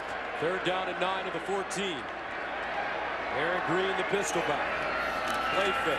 Boykin in the end zone. And incomplete. Ty Slanina, the intended receiver, came out of his break a little late. He's well covered. Did you see the coverage by Quentin Hayes, number 10? He took him off of the route because he was trying to get back to the corner of the end zone because they had run a little smash with a flag concept behind it, flag route concept, and Hayes took that away. So that brings on Jaden Oberchrome, who last week against SMU was 0 for 2. His first misses of the season, this one from 31 yards away.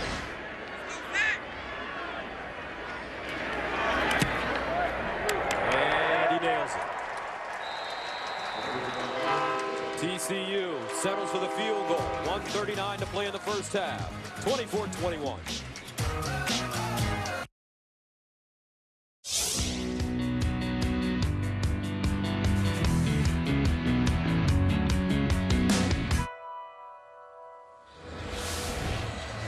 Great school, TCU. Beautiful campus. About 10,000 students. And from what I read, 65% ladies. I think that helps Coach P and his staff in recruiting, because I'm pretty sure that stat comes up. So Oklahoma will have it at the 25. Fox College Football Game of the Week presented by Geico. Here's Trevor Knight. As you look at his numbers, 180 passing yards and a touchdown. 75-yard strike to Sterling Shepard. P. Ryan, the 2 short touchdown runs. You get the feeling P. Ryan's just getting warmed up. Well, you know, you've talked about this in a number of games we've done. It's those body blows early that leads to him cracking things open later.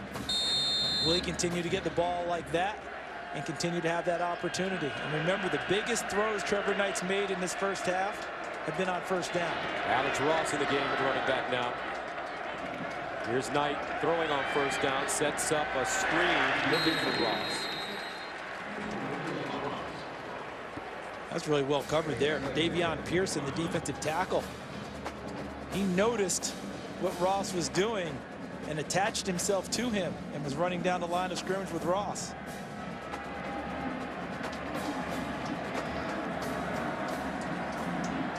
Second and 10.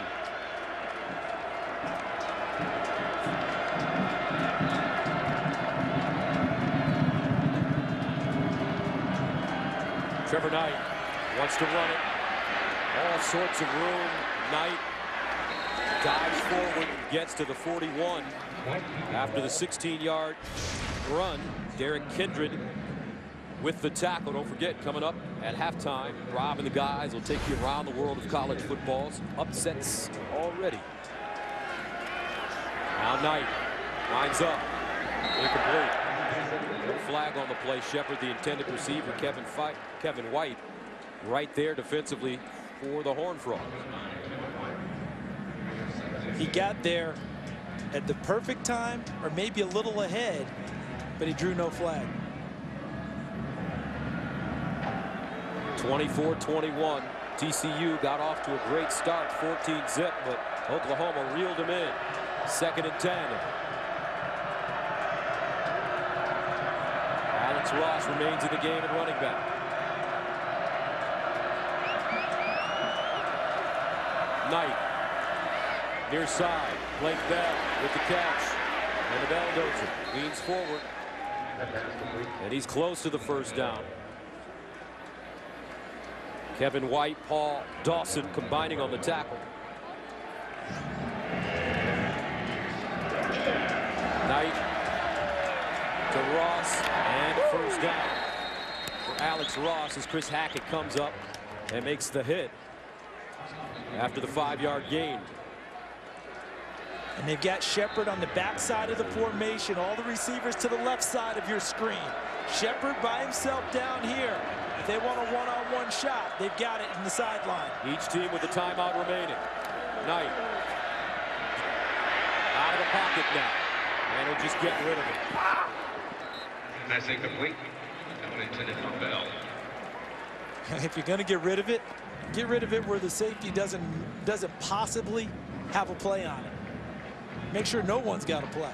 That was a little too close for comfort. I'm sure he'll hear about that in the quarterback room when he watches the tape. He did the right thing, but boy, don't give him a chance. Big game Bob, 54 years old, 16th year at Oklahoma. 2nd and 10 at the 45. Knight going for the home run. Incomplete. Deron Neal.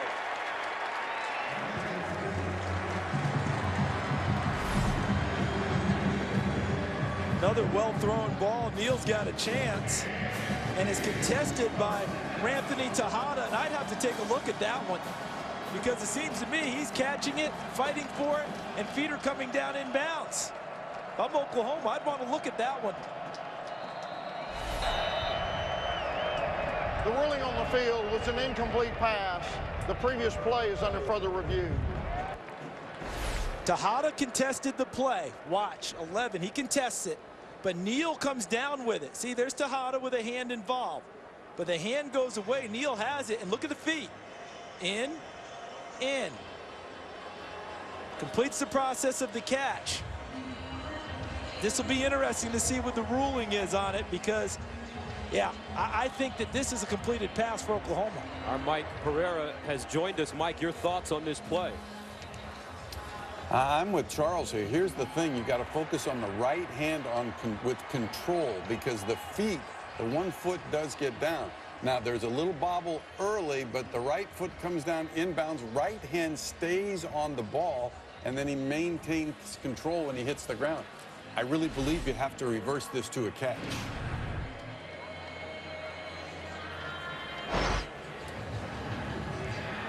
Thanks, Mike. I can't wait to see what the ultimate ruling is, and I'm glad they're taking a look at it because I believe it's the right thing to do. But the concentration for Neal, we saw him 2 weeks ago at West Virginia with a few drops in that game.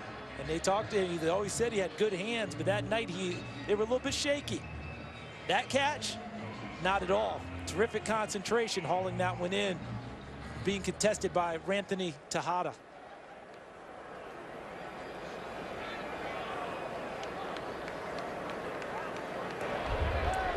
After further review, the receiver had control of the football, got a foot down inbounds.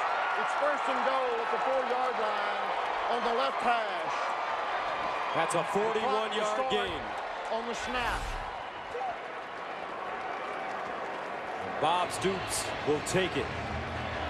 Well, he reacted there like he checked it up on the green, was putting for birdie. 1st down and goal at the 4.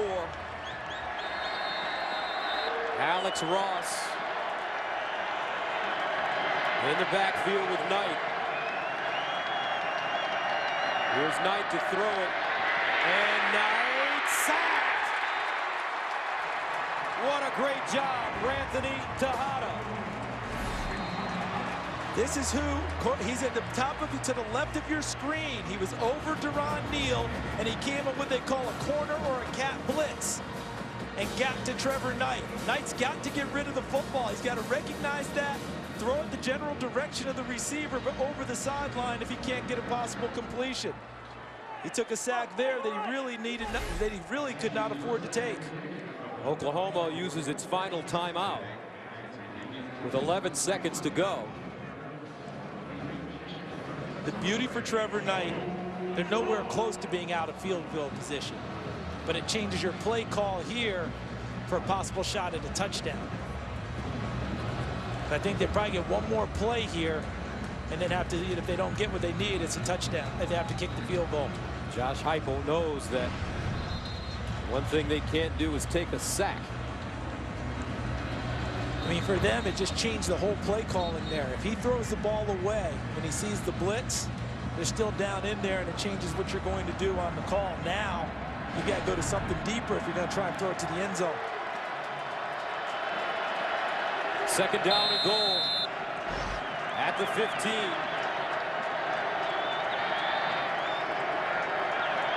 Here's Knight in the end zone. Incomplete. Intended for Shepard. With 5 seconds to go, and they'll quickly get the field goal unit onto the field as Michael Honeycutt trots out. Good coverage by Kevin White, number 25. They made it difficult to complete the pass, and he'll break it up. Remember what the halftime score was in Morgantown 2 weeks ago? If he makes this, I think we have the same one, don't we? And we do.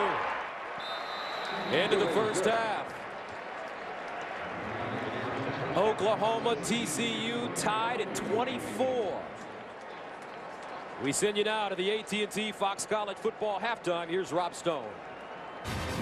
Gus Charles, thank you. We welcome you to the AT&T Fox College Football halftime, mobilizing your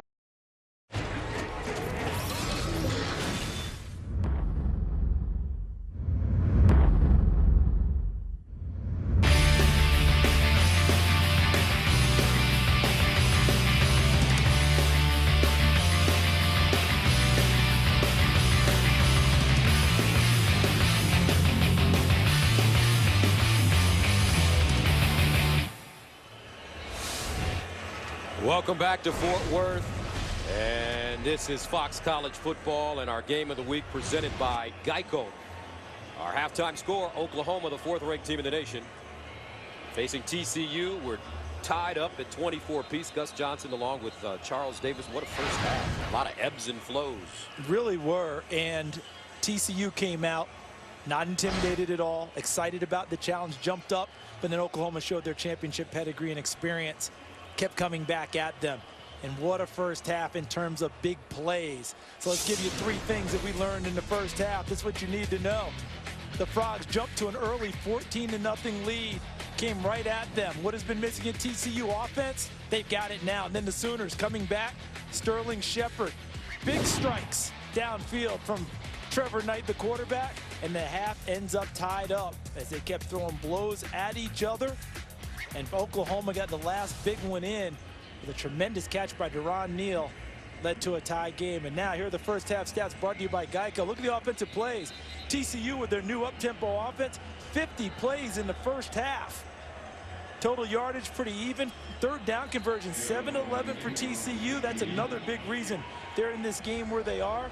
And the takeaways, Oklahoma had 1, got 7 points off of it. Both of them live off of that with their defenses. Big first half for Sterling Shepard. 3 catches, 165 yards, including that 75-yard touchdown. And remember, when Oklahoma, we were there, played West Virginia, similar scenario heading into the second half, and the Sooners used special teams to really turn the game around. That Alex Ross 100-yard touchdown. A big play in that game. So they'll run it. Here's Alex Ross. And he'll stumble forward and get to the 21. Let's go down to Molly McGrath. Thanks, Gus. TCU's Gary Patterson was very frustrated at the half. He said that former Texas Tech quarterback Baker Mayfield is on OU's sidelines, giving them TCU's play signals. The Horned Frogs are trying to be more careful with their play cards because Mayfield is acting as a spy on the Sooner sidelines. I asked Bob Stoops if Mayfield is helping them out with TCU's plays. He said, no, he helped us earlier in the week. Gus? And that was discussed during the week, Molly, about Baker Mayfield sitting in meetings, working with the offensive coordinators, Josh Heupel and Jay Norvell and the quarterbacks, talk about what they're seeing and the reads that they would be seeing coming from that offense. So, not a real surprise. And they'll swing this one out to the far side to Deron Neal. And Neal gets close to the first down. Looks like he has it as Marcus Mallett brings him down. In the second half against West Virginia, Oklahoma went to Samaje Perine, and he really broke the game open with his runs. Neal's catch right at the end of the half, tremendous, set up the tying field goal. Would not be surprised to see him have a real effect on the game here in the second half. How about that first catch and run? When he catches it, he turns into a running back, which he played in high school and prep school. First down and 10 at the 30. Perine, this time he is hit in the backfield. Nicely done by Josh Caraway. And the play was made by number 17, Sam Carter. Watch him force the play.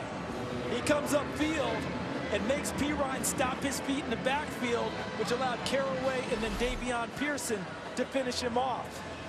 Sam Carter plays safety at 6'1", 215. Came to TCU as a quarterback. Now he commands everything from his deep safety position. Oklahoma has scored a touchdown on its first possession of the second half in all 4 games this year. 2nd and 12. Play fake. Knight to the sideline and incomplete. A.J. Young, the intended receiver. And that'll bring up 3rd down and long. Good coverage again by Kevin White on the corner. He had K.J. Young occupied for so long that when it was time to break back to the ball, it was too late. The Knight threw it a little bit low anyway.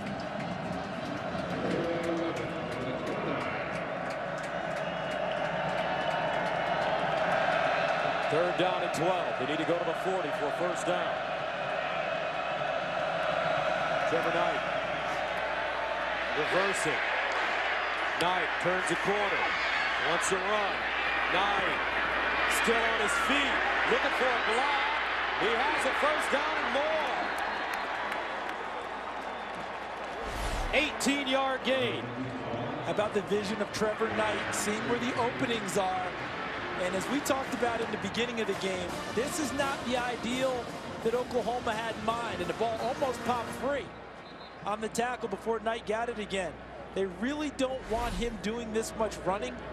But I think the way this game has gone is dictated that he has to become part of the offense with his legs as well as being a distributor with his arms. 6 carries, 45 yards. First down and 10. Perine. And Samaje Perine. What a stiff arm. And out of bounds. Inside the 40. Samaje Perine picks up 15. You hear all the comparisons that have started with him. You hear the Earl Campbell comparison, right? I heard Marshawn Lynch. Marshawn Lynch didn't run it the way Perine ran it at Cal. Lynch was much more of a slasher and a jump cutter. A guy that I think maybe he looks like to me played in the old Big 8, John Riggins. Good feet, and then when he gets going north and south, he runs right over you. First down at the 39. Here's Knight. Firing far side, incomplete to Ryan Neal, the intended receiver, and a flag on the play. And really a good penalty by Tejada because Neal beat him on the route and he reached out and grabbed him.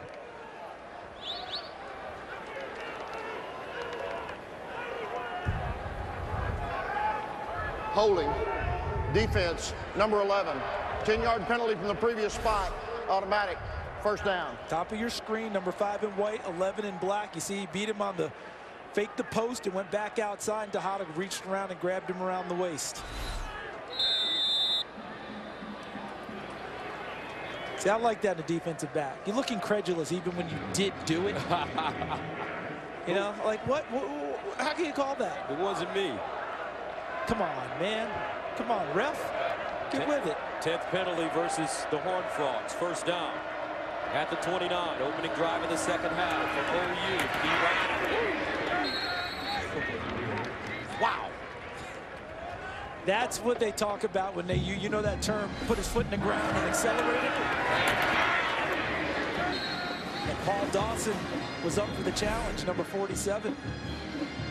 Force on force. Paul Dawson, 6'2", 230. P-Ryan, some field that at 5'11", he may be 250, listed at 243. Second and 8.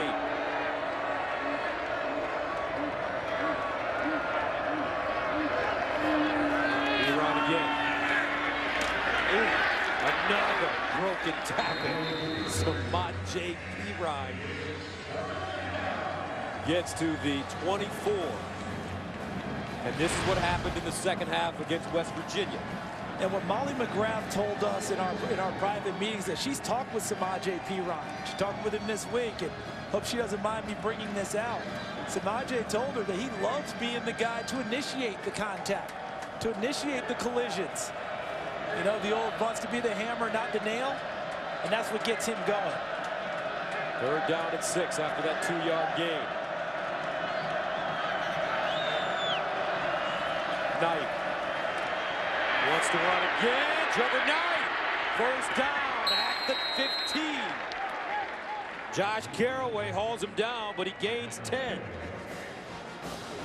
Yeah, things have changed for Oklahoma in this ball game. Trevor Knight, want him to be the distributor, need to keep him upright. I think they're a little uncertain about what's behind him, and Cody Thomas, a redshirt freshman who hasn't had very many snaps. But this game, by the way TCU is defended, has dictated Trevor Knight expanding his game with his legs.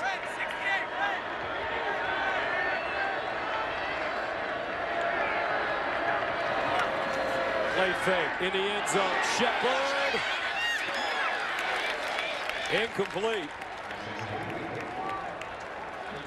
Kevin White covering. See, last year in this game, one of the corners for TCU was Jason Verrett.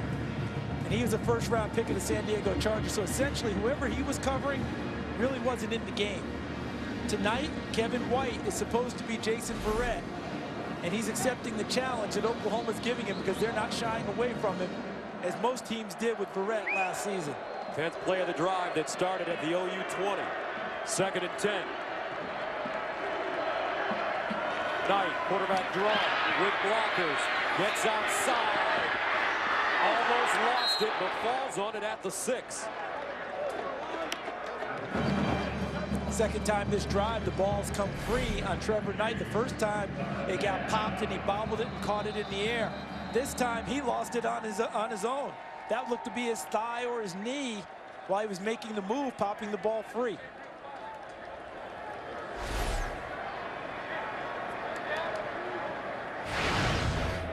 Trevor Knight, I tell you what, running the ball this way, they may need to go back to the wishbone. Thomas Lott. Jamel Holloway. Julius Caesar Watts. That's right, J.C. Watts. I mean, Dean Blevins is still in the local market there in Oklahoma as a reporter. He was a quarterback for them. Troy Aikman didn't really run much of that. They changed the offense for Troy before he moved on to UCLA. Things worked out pretty well for I think it worked out fine. I think that worked out just fine. There goes Chucky Hunter, the big defensive tackle. All Big 12 for TCU.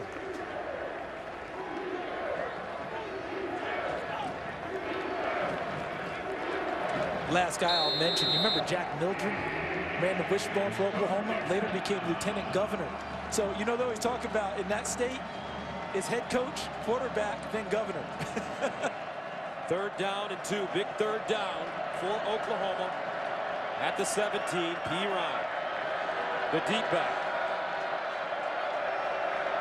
They'll give it to him. Breaks it back, first down, touchdown. I know he doesn't like it, but we got to call him the tank. And Marcus Mallett, number 54, has the first shot at him in the hole. Here's Mallett, the linebacker, as P. Ryan bends it back. Right there in the hole, he meets it. got a chance to get him, doesn't get all of him, not nearly enough, and then he runs right on through for number 90, Terrell Lathan.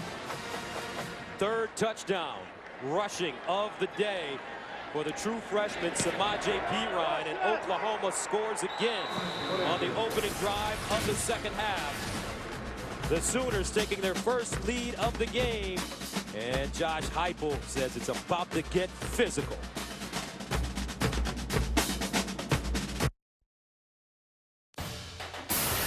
Fox College Football is sponsored by the Lincoln Motor Company and the first ever MKC. By New York Life Insurance Company. And by the Cree LED bulb, the biggest thing since the light bulb. Welcome back. Samaje Perine now with 3 rushing touchdowns. 31-24 Oklahoma. And let's take a look at what happened a couple of weeks ago when the Tank headed to Morgantown. 4th most rush yards by a freshman in Oklahoma history with 242 that night. 4 touchdowns. But you know what I remember most was that last drive when they put it away, when it felt like he carried it on every snap and just ended up in the end zone and just essentially broke them at the end of the game. 7 touchdowns in the last 2 games. DJ Catalon brings it out of the end zone. Catalon running in. Very good return as he crosses the 25, gets to the 27. Let's go to Greg Wolf in the studio for Lowe's Never Stop Improving Game Break. All right, thanks. Let's check into Tallahassee. And after a sluggish first half, #1 Florida State beginning to impose their will. Isaiah Robinson stripped. Number 5, not Jameis Winston, the other number 5. Reggie Northrup, junior linebacker, doing his Jameis impersonation. Fumble recovery, scores. It's 30-3. Knowles over Wake Forest. Back to you guys. All right, Greg, thank you very much. TCU takes over at their own 27. Let's see how the Horned Frogs respond. They're down for the first time in this game. Trevon Boykin. They keep it. Boykin gets to the 30. Still on the move. Out of bounds to the 35.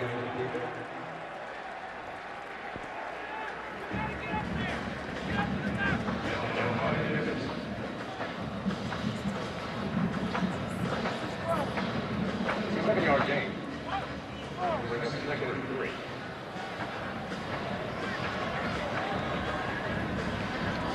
Pickup of 7. 2nd and 3. Grissom looking like he wants to go. Here's Boykin. Fires a missile incomplete and intended for Deontay Gray.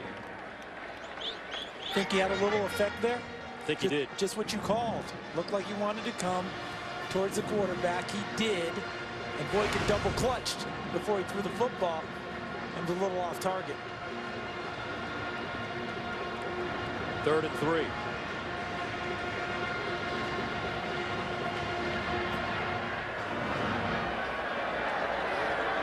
Boykin option, keeps it. He'll fall forward. Alexander with the tackle, but a first down. And that should be a good confidence builder for this TCU football team. They needed a settler after the drive by Oklahoma, something to get them back. Okay, let their defense rest a little bit. Pick up a first down, obviously. More than that would be great, but at least get themselves settled again as the second half started. Not allow Oklahoma to just have a full-on blitz towards them. First down at the 38. Lisenby in motion. Boykin. And almost picked off by Alexander. This is a well-coached Oklahoma defense, and they have scouted this well because watch Lisenby here. They want all the flow go here, and then they're going to bring it back this way. But watch Oklahoma not fall for it. They read their keys, stayed with it, and almost came up with a game-changing interception by Dominique Alexander. Charles Tapper getting a fingertip on the football. 2nd and 10 at the 38. And Boykin with time. Boykin delivers. Oh, incomplete. Lisenby would love to have that one back. Yeah, that was the classic. He was trying to move before he hauled the ball in. Watch, ball hits his hands. Watch his body as he's starting to see how he's starting to turn already. Did not secure the catch before moving. If he secures the catch, they've moved the chains. Third down and 10.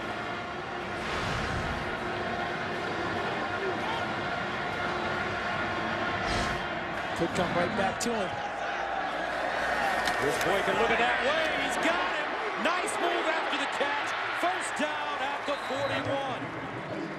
Kobe Lisenby, a 20-yard gain. Cat blitz right there. Julian Wilson. And there, Hatari Bird, number 4, who has to come over and become the cover guy. Doesn't get there in time. Boykin reads it. You called it, Parker. First down and 10 at the 42. Lisenby, 3 catches for 53 yards. Substitution infraction, defense, 12 men, 5-yard penalty, first down. See, it happens a lot. Most of these infractions typically happen when you're rotating defensive linemen in and out of the game. It takes longer for them to get off the field, and that's when infractions occur.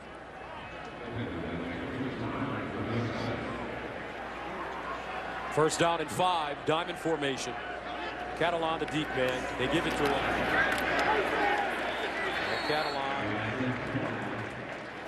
You're about a yard and a half short of the first down. Matthew Romar with the tackle. See, this is what TCU's been waiting for in their 3 years now, third year into the Big 12. An offense to complement their always salty defense. Look at the splits.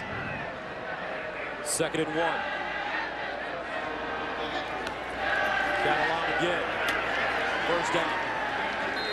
B.J. Catalan has led TCU in rushing each of the last 2 seasons.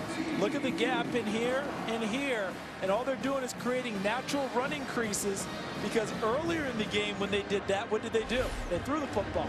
So that was their counter to that. Boykin looking. Story. Incomplete for Juwan Story. All that coverage by Julian Wilson. He was beat on the play, but he didn't panic in the coverage. Watch at the end. Watch number 2. He sees it, feels it, and then he goes up between the hands and doesn't give up on the play and knocks it away. Second and 10.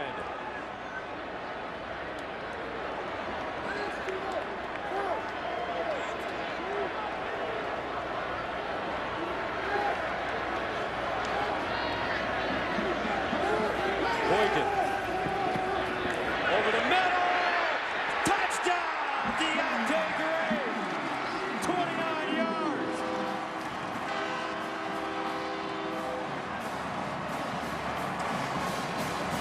Uh-oh, folks. We got ourselves a game in the Lone Star State.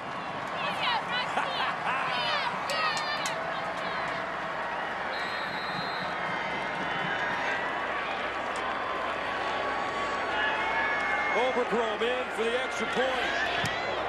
Bang! 31-31. TCU answering. Horned Frog say, let's play ball.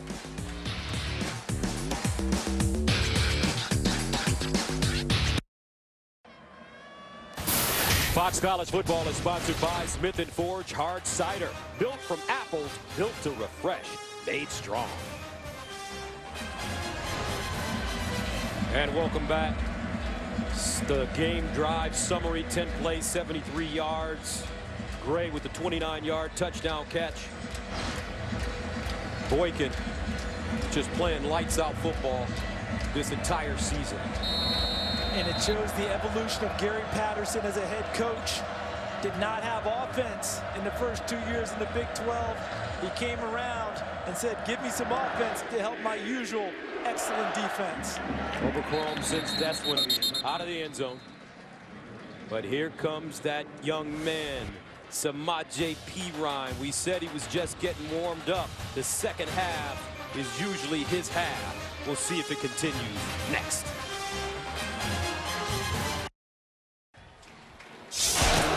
Coming into this week, here were the top 5 in the AP. Auburn at number 5, LSU tonight. Oklahoma, you're watching right now. Alabama at Ole Miss.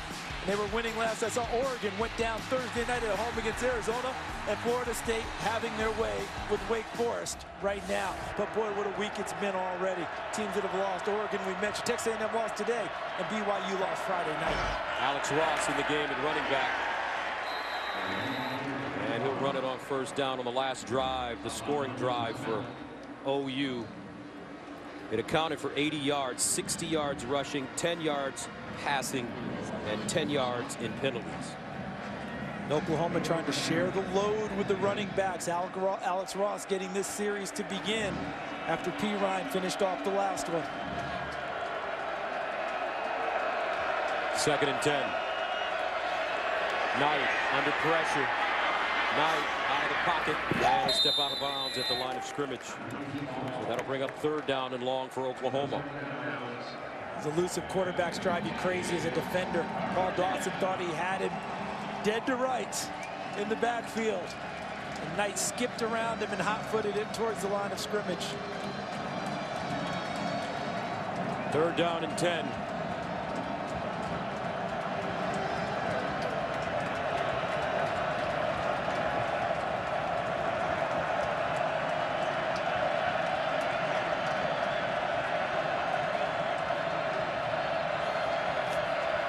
Knight looking.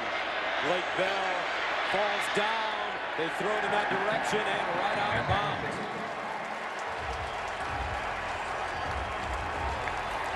And Oklahoma will have to punt.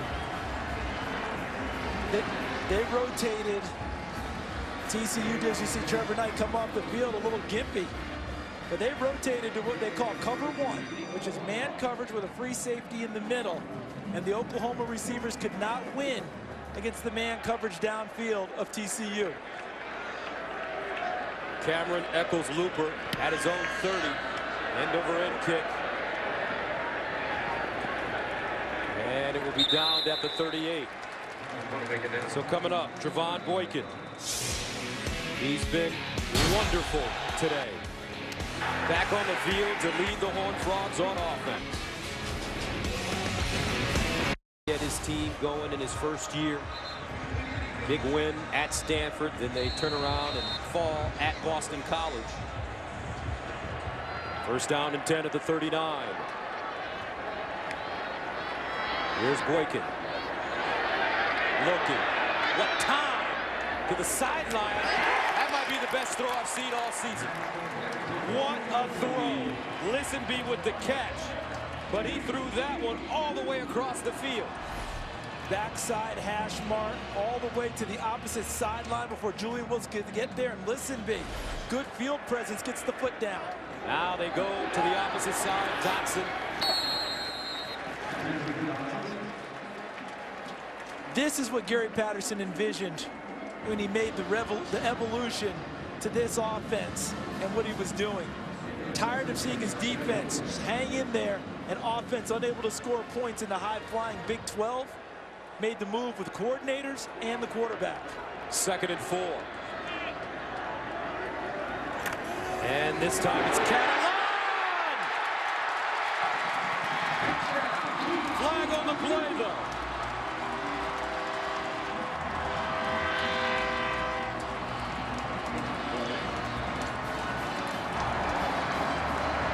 Holding. Offense. Number 77. 10-yard penalty. Replay 2nd down. And that's Oklahoma native Jamel Nath will be in here at guard. Working on the nose tackle for Oklahoma. He rides him to the ground, and I'm not sure. That doesn't feel like a hold to me. I know he probably got outside of the framework, and then his hands worked back inside, but that's what the official saw and threw the flag. 2nd and 14.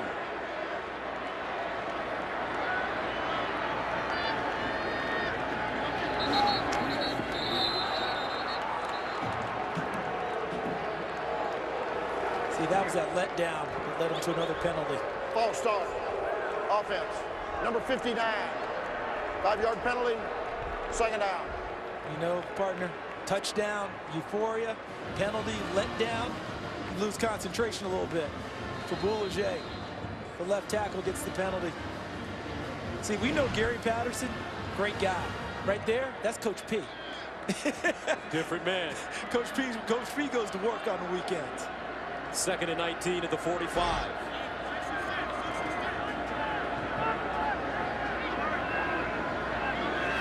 Boykin rolls out, gets free, across his body, and caught by Issenby. Wow, this kid is an athlete. Trevon Boykin. So there was Quentin Hayes on the safety blitz who couldn't get him down. And then he breaks all the rules and throws back against his body to the middle of the field successfully. Gain 15, 3rd down and 4 at the 30.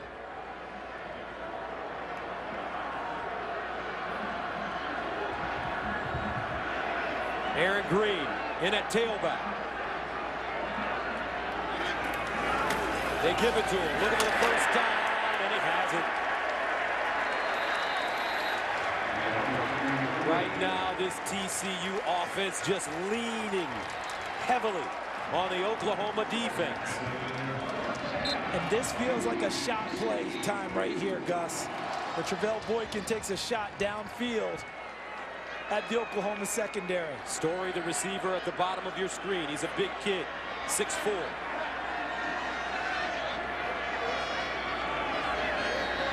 Grissom showing blitz. Boykin in trouble. Boykin breaks free. Boykin gets outside and out of bounds. Avoiding a loss. Was that Dominique Alexander he shook, number 1? The excellent linebacker for Oklahoma. Even when you do things right, we said that about P-Ryan. Do things right, he still makes it wrong for you. The same thing just happened to Oklahoma there. They had the right call on the pressure, and Boykin got away from it. P.J. Catalan back in the game and running back. Gray in motion. Boykin throws on the run to Gray. Gray out of bounds at the 20. Deontay Gray, multi-dimensional player, spent some time at cornerback last year, replaced the All-American Jason Verrett in the starting lineup against Iowa State and did not allow a catch. 3rd and 5.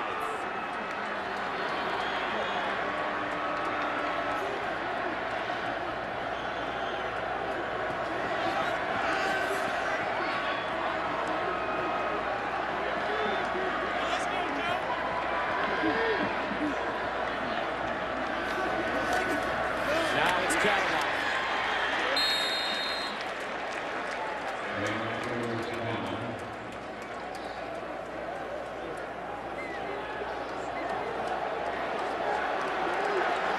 Brings up 4th down. Horned Frogs need a yard. Get Oklahoma to take a timeout, I believe. Oklahoma. 2:23 to play, 3rd quarter. 31 apiece. TCU knocking on the door. Welcome back. 31-31, 2:23 to play here in the 3rd. Horned Frogs faced with a 4th down and 1 at the Oklahoma 15. And again, the evolution of Gary Patterson as a head coach. With his defense, he always would have gone, you know something, kick the field goal, we'll play. But now you notice he gave them 4-down territory there. They can line right up to go for it. Loves having an offense he can rely on to complement his defense. It looks like he changed up, didn't he? Yes, he went back to old school Coach P as Oberchrome. Well, I think they thought they had him on the run and then had to change up after the timeout. This one from 32 yards away for Jaden Oberchrome. He's already nailed a 31-yarder in this game.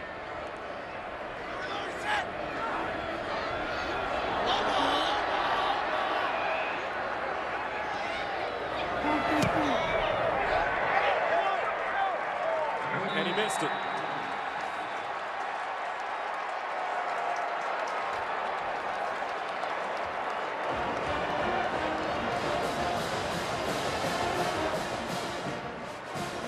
And let's see what kind of effect that miss will have on this game as it proceeds with Gary Patterson and some of his decisions. You did mention earlier, Obercombe missed 2 field goals against SMU, correct? Now he's missed this one here in a key situation. As you said, let's see what kind of effect it has on what Gary Patterson tells his offense and what latitude he will give them going forward.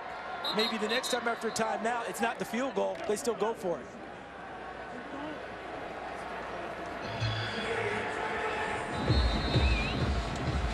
So Oklahoma back on the field at the 20-yard line. Samaje Perine returns.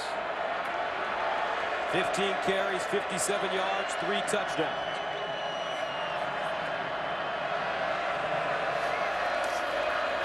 Knight.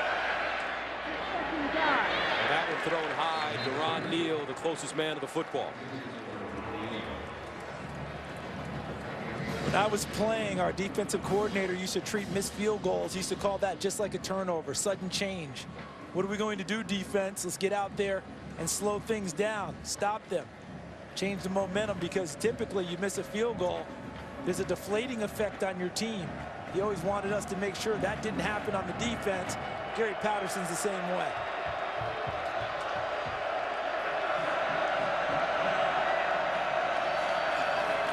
Knight, slant, Shepard gets to the 30. Looks like he has a first down. Sterling Shepard just having a monster game, and he wears the same jersey number 3 as his late father Derek, who lettered at wide receiver for Oklahoma from 1983 to 86. Already eclipsed all of his father's numbers career-wise. They've known Sterling Shepard since he was a lad, and they're proud to have him in the program following his father. First down and 10. Perine.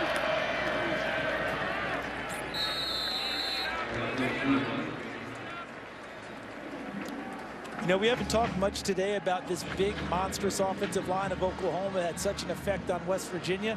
This game's been played differently than what we saw 2 weeks ago. But I wonder if now is the time of the game when they're going to rely on these Bears. Ty Darlington, the center, 56. Adam Shedd, 74, the left guard. And they hunker down and try and create some creases for Perine. 2nd and 8.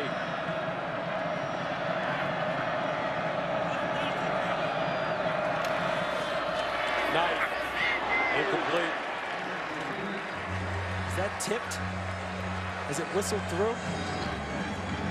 A lot of hands. Let's see.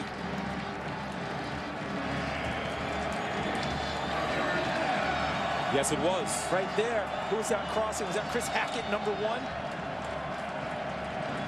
Yes.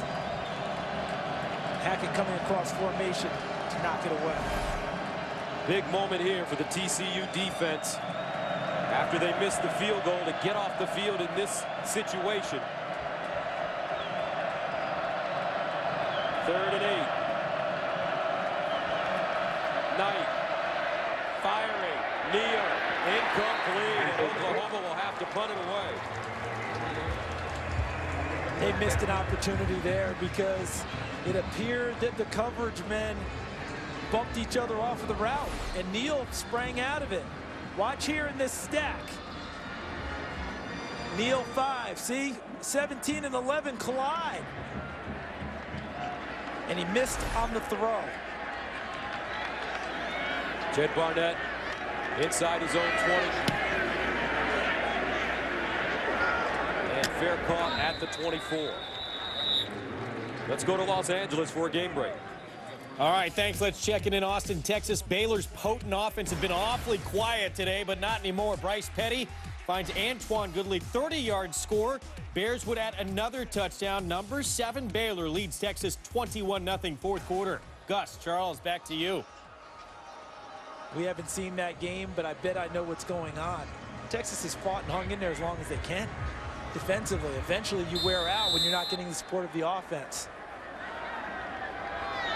First down and 10 at the 24-yard line. 48 seconds remaining in the third quarter. Devon Boykin looking, Listenby, right through his hands. No flag. Julian Wilson covering. Remember earlier in the game when Wilson ran into Listenby and got a penalty? Let's see if he's patient here. See how he stays on him, hovers, waits, and goes and makes a play. It's very close to getting a call because I think they could have said he was there a little bit early, but they have let them play downfield all game. 2nd and 10, option. Boykin keeps it. Boykin ridden down by Jordan Phillips. And Dulaway also in on the play. Brings up 3rd down and 5. Now for Oklahoma defensively. Getting off the field would be a nice victory here. And you got to keep an eye on Deontay Gray, number 20, here in the slot. They haven't hit him with that tunnel screen yet today. Oklahoma's defended it well. Here's a pump from Boykin. Boykin looking for Listen Me. And incomplete. Ahmad Thomas coming over from his safety spot to cover. And that'll take us to the end of the 3rd quarter. Now what a quarter it has been. What a game. 31 apiece. Back after this.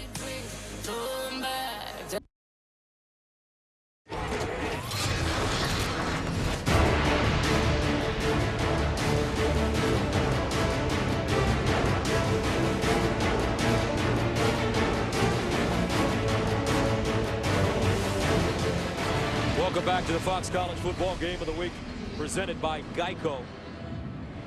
Boy, folks, we've had a good one. 14 apiece at the end of the 1st quarter, 24 apiece at halftime, 31 apiece at the end of the 3rd. So what we've learned there is you win a quarter, you win the game.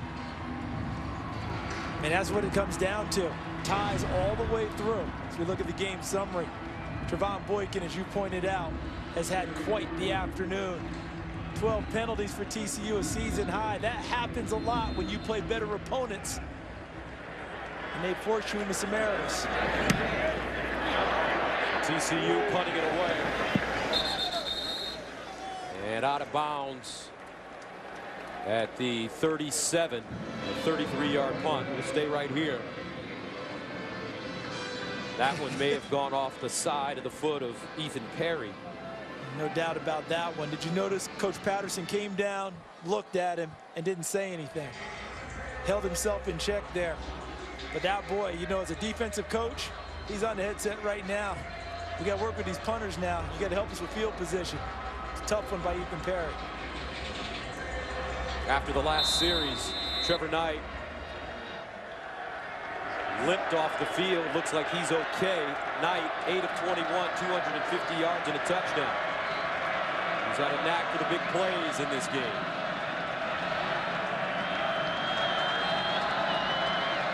From the 38, 1st down. Knight. And that one thrown behind K.J. Young. And his accuracy is declining as the game goes on. What is he now? 8 for 22, I believe, throwing the ball for the game. The yardage has come in chunks, but the consistency throwing the ball has not been there as we've moved along. 2nd and 10.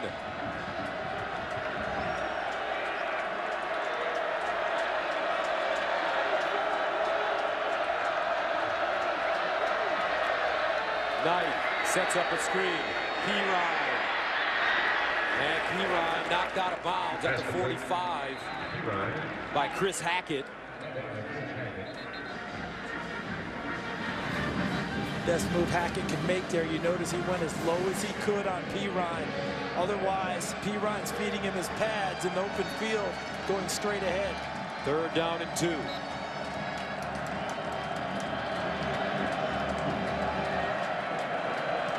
Blake Bell lines up in the backfield as a fullback with P-Ryan. P-Ryan in motion. Knight.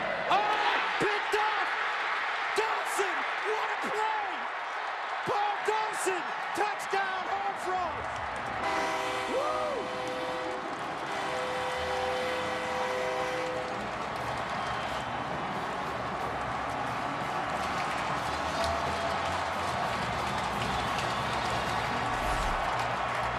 Okay, Paul Dawson right here. Watch him read the play. Stay with the eyes of the quarterback. Delayed rush. And what a catch as Paul Dawson takes it and goes the other way. He was a high school wide receiver. And the extra point. Blocked. Sanchez going for 2. And he's in. What a weird turn of events to start the 4th quarter.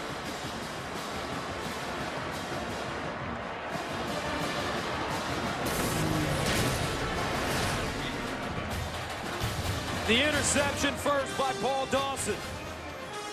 TCU going up. But Oklahoma making plays on special teams. 37-33, and we're just getting started in the 4th.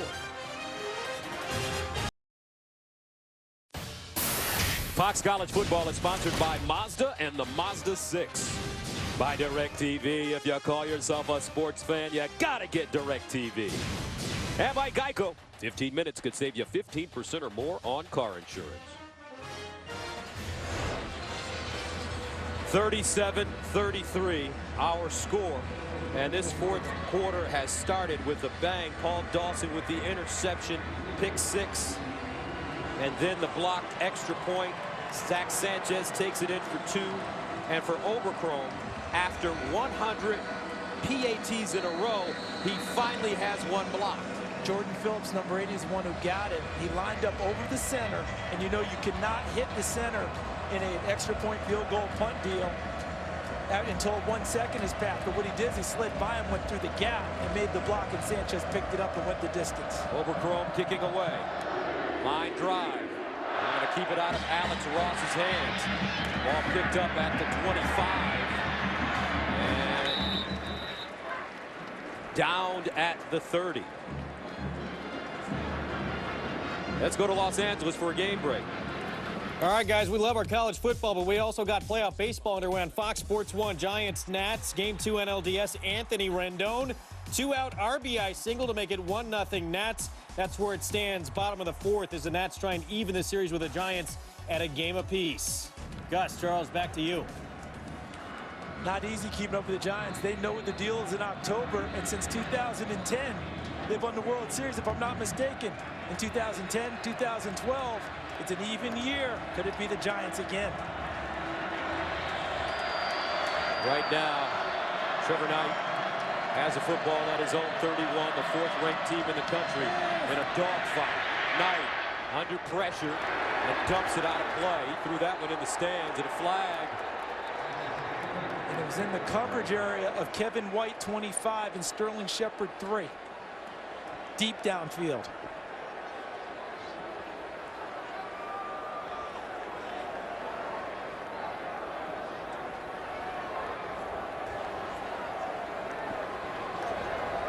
There is no foul on the play. The ball was uncatchable. 2nd down. I mean, that's the first thought that hit me. They're throwing flags, but he threw it up into the 8th row.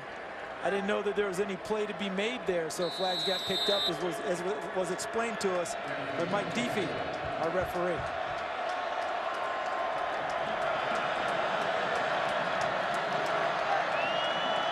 Second and 10.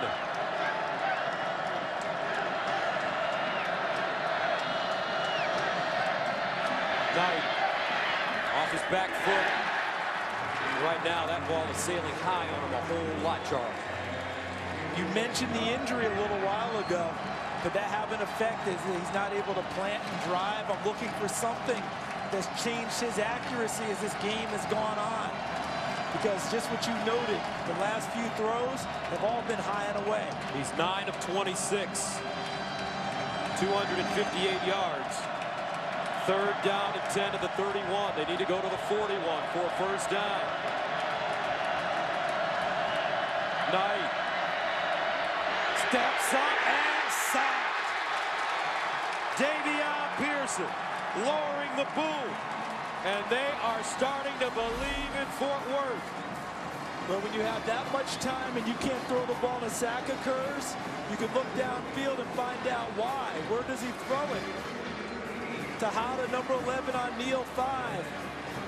Carter, 17, on Piron, 32. And finally, Davion Pearson gets to the quarterback. Sixth punt for Barnett. High spiraling kick.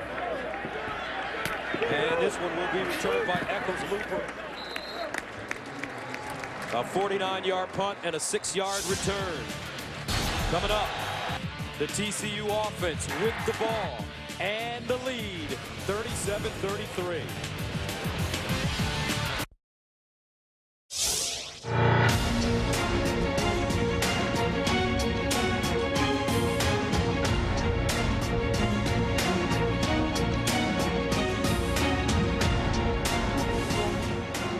Welcome back. First down and 10 at the 31 here in Fort Worth, Texas. The TCU Horned Frogs leading the 4th-ranked team in the nation, the Oklahoma Sooners. One reason, it's been a career day for their star quarterback, Trevon Boykin. He's thrown for 318 yards, rushed for 65 yards, so he has a career high 383 all-purpose yards.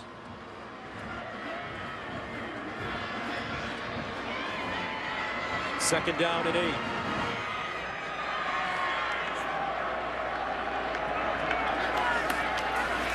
And the ball loose. And Boykin jumped on it.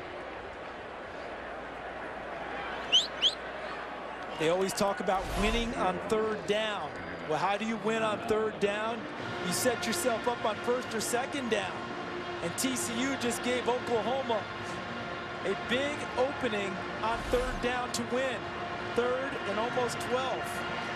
Let's see if OU brings pressure.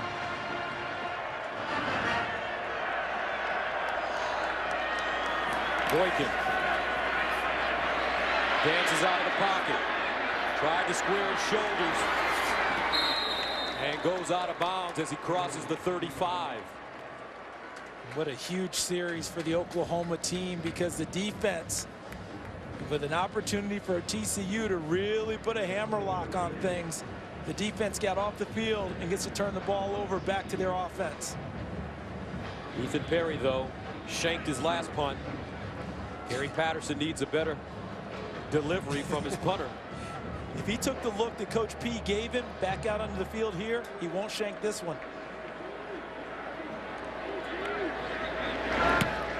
Oh, beautiful punt. And it will be fair caught at the 12. A 50-yard punt for Ethan Perry. 37-33 our score. OU with the ball after this.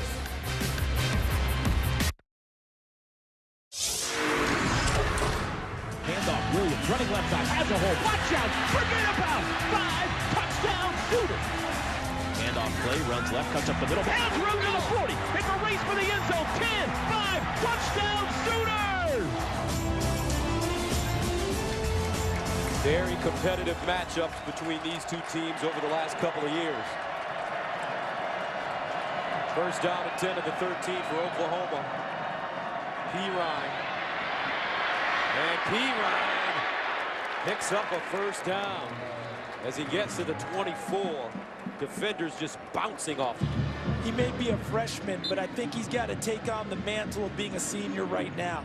Trevor Knight's inaccuracy down the stretch, I think, puts the game in the hands of Perine right now for the offense. Offensive line, tight end, and Perine carrying the football. Knight, 3 for 13 in the second half.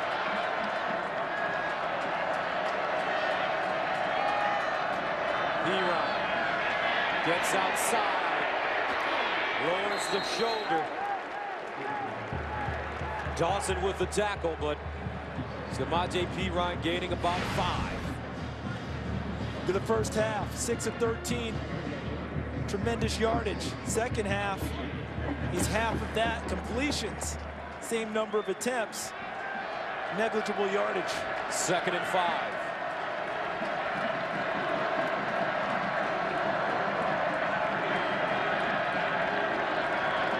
Perine.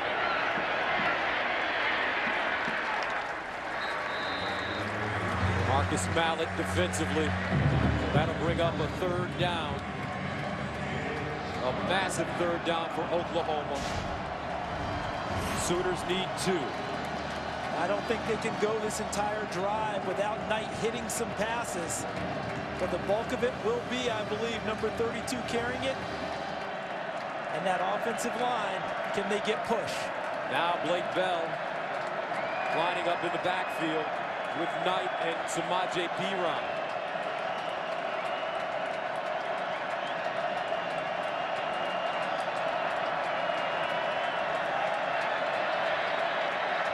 Here's Trevor Knight.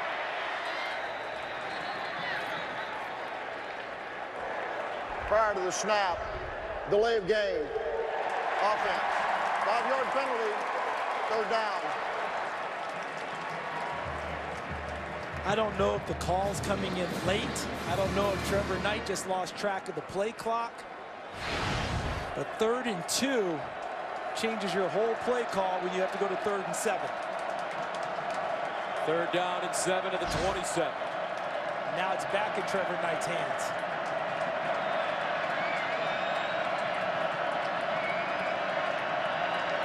Knight steps into his throw and puts it on the money. 1st down, Sterling Shepard. As Trevor Knight goes back to his bread and butter receiver. And when they needed it, he stepped up, stepped into the throw, and delivered it accurately. He shook off all the past misses and made the play that they absolutely had to have. Sooners pick up 12. 5 catches, 187 yards, and a touchdown for Sterling Shepard. It's a career high in yardage. 1st down and 10.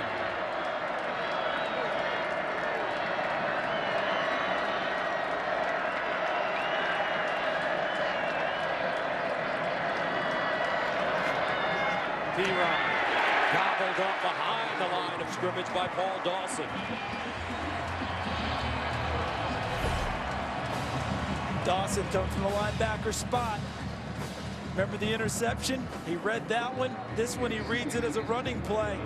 The hole opens and he goes and meets Perine right at the point of attack. No gain, 2nd and 10.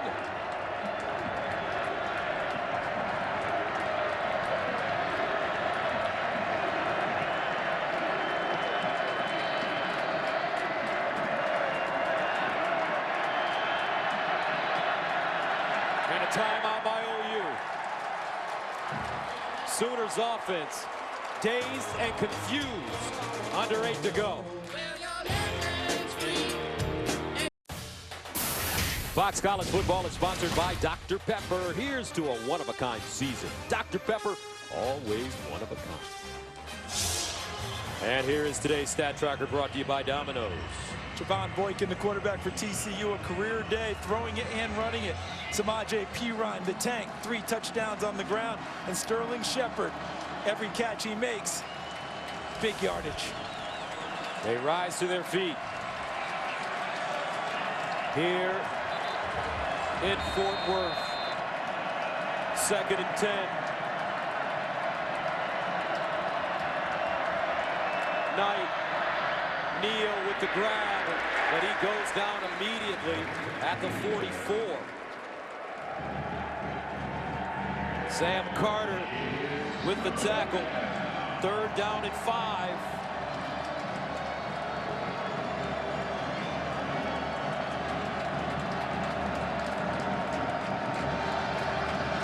Gonna move Shepard into the slot.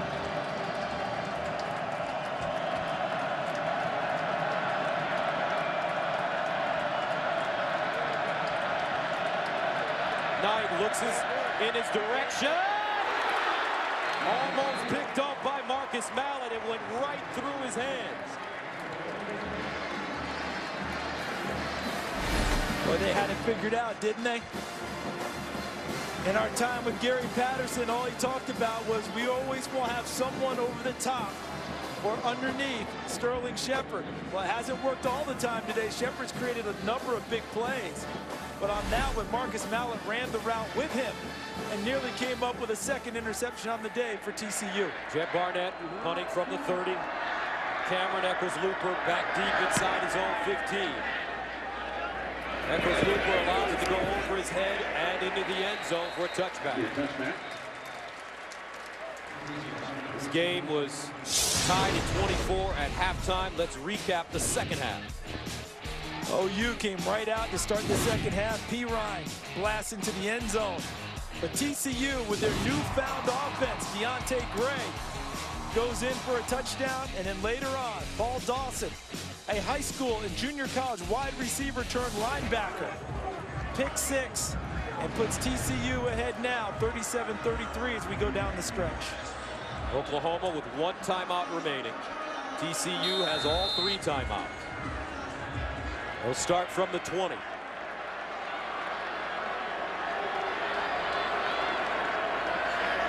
Boykin gets a block and loses it. Picked up. Oklahoma with the football. Wow. Striker. And the first mistake of the day for Trevon Boykin. And what a tackle. Looks like Quentin Hayes, the free safety, puts the shoulder into him, and Striker picks it up. I mean, in today's football, that's a textbook tackle. Head's not involved. Shoulder pad getting into the midsection of the runner. There's Mike Stoops, defensive coordinator. Another 4 takeaway by Oklahoma, and they needed it.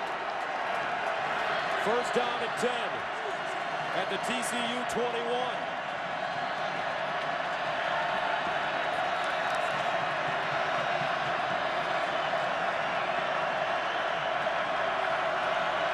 P. Ryan. And he is swarmed under. Davion Pearson leading the way. A loss of 3. I think Josh Heupel understands that his quarterback has struggled in the second half. He wants to ride P. Ryan. Totally get that. He may have to change up a little bit on the early downs because TCU is just running to P. Ryan right now.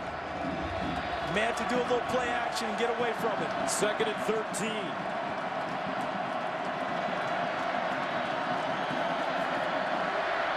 Knight over the middle.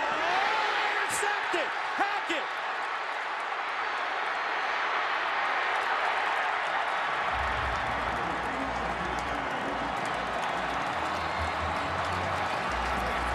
Blood in the water.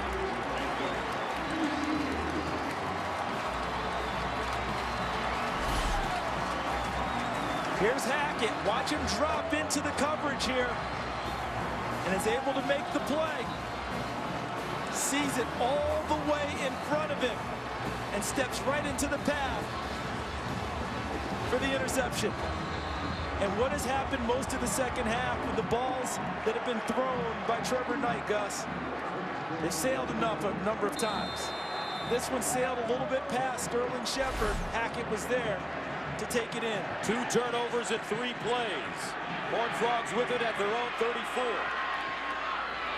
Catalan, stutter step, gets through the hole. And he fumbles. Wow. Oklahoma says they have it.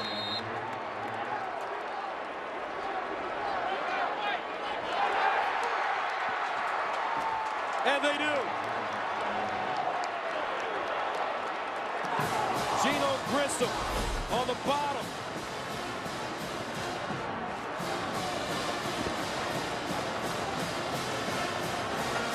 To the hands that were involved in the play. And that was hustle from the defensive line running down into the secondary to pop the ball free.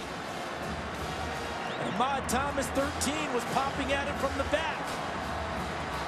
That's what they call running to the football. And Oklahoma gets another opportunity. 3 turnovers in 4 plays. First down and 10 at the TCU 46. So needless to say, Sterling Shepard catches it. Ball security may be a very important issue for the remainder of this game. So far, it's kept both of them alive in a sense. TCU out ahead and Oklahoma in the game by forcing takeaways. And I like the first down call pass to keep it away from the running of a P. Ryan. Here's Pirine. Marcus Mallett stops him. See, I thought that Josh Heupel might have to change it up a little bit because TCU was so loaded up on 1st and 10 with Pirine. With the way they've been going the last few drives, they had to change it up, and he did. 3rd down and 1. Pirine again, 1st down and more.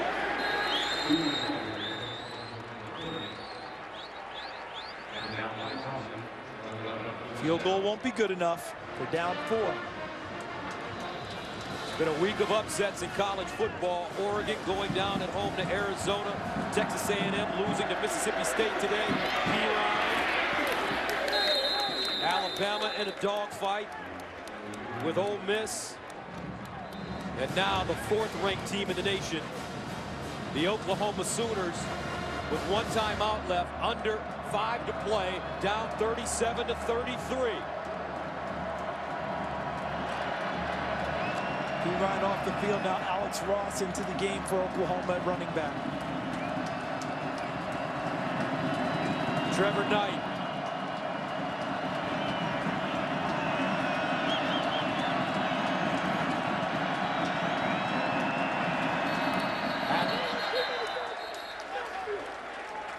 They're out of timeouts.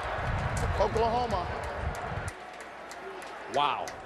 4:14 to play in the 4th. Oklahoma out of timeouts. Prior to the snap, timeout, Oklahoma. That's their 3rd and final timeout. 30 seconds.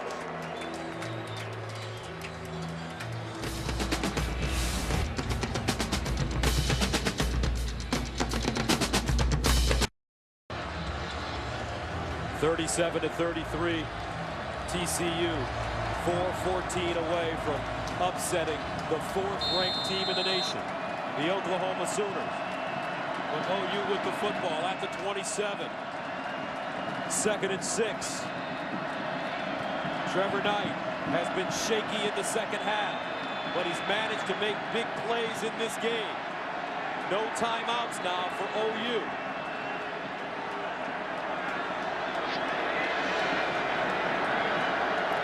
Here's the run by Knight.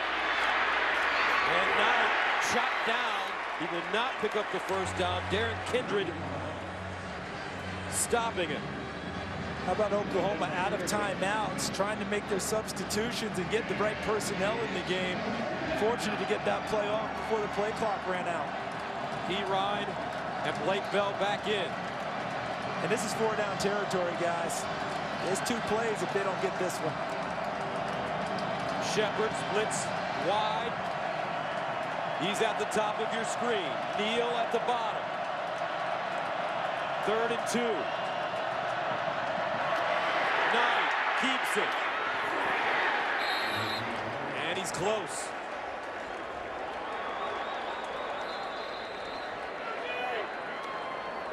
Davion Pearson injured near the 30-yard line for TCU.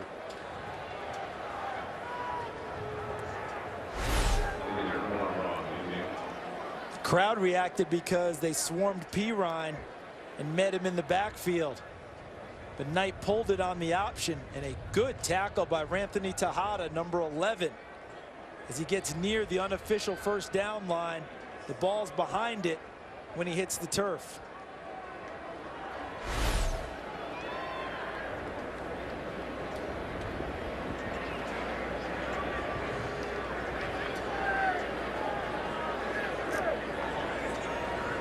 Davion Pearson, Jr. from Oklahoma City. 6'2", 305. And he's been their best interior defensive lineman this season.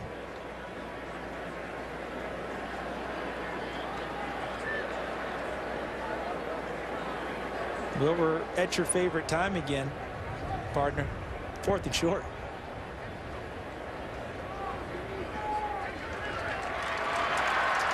That's a great sign as Davion is helped to his feet. Leading to the loss of job for Lane Kiffin. It's good to see Davion walking off the field with a little bit of help.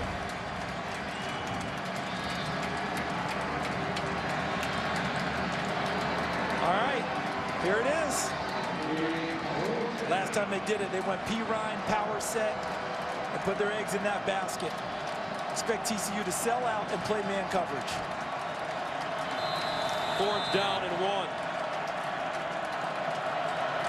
Knight's been good running the ball. Neal. P-Ryan! I don't think he got there. Marcus Mallett, and TCU has the ball.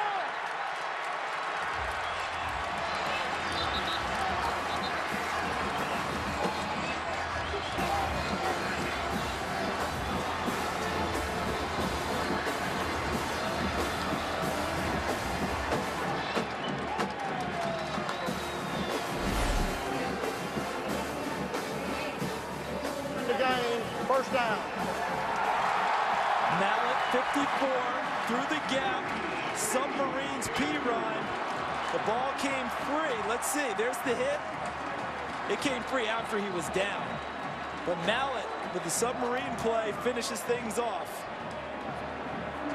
And after fumbling, B.J. Catalan, the happiest man on the field. But what a 4th down stance by the Horned Frogs. Last time 4th and 1, if I remember, wasn't it P-Ryan running into the end zone to pick it up? This time, Mallett, who had missed him on a touchdown run earlier, gets his revenge. The ruling on the field is that the runner was down short of the line to gain. The previous play is under further review.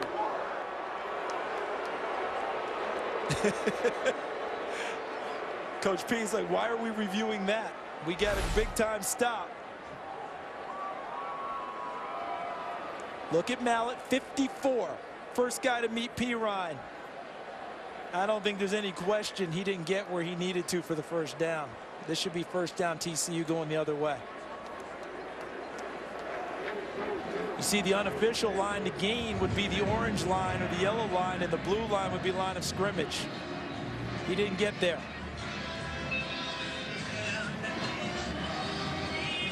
And any of the ball movement afterwards, that was long after the ball was down, and he was down by contact. After further review, the ruling on the field is confirmed short of the line.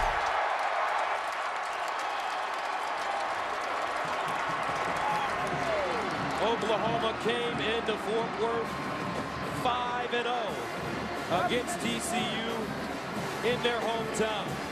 With 3:08 to go, OU out of timeouts. The TCU Horned Frogs have a chance to pull off one of the biggest upsets of the college football season. Remember, you said ball security, correct? That's the only thing that can stop TCU now. Green.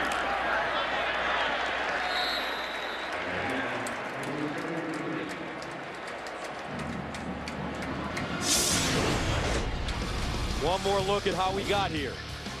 OU started the second half with a fury, scoring the first touchdown, but TCU was undaunted. Deontay Gray with a touchdown catch, and then Paul Dawson showed his old wide receiver skills at the linebacker position and runs it in for TCU to give them their current advantage. 2nd and 7. Boykin. And he goes down at the 27-yard line. Gino Grissom with the tackle. 2:15 and counting. Brings up 3rd down and 5. A first down here. First down here closes it out.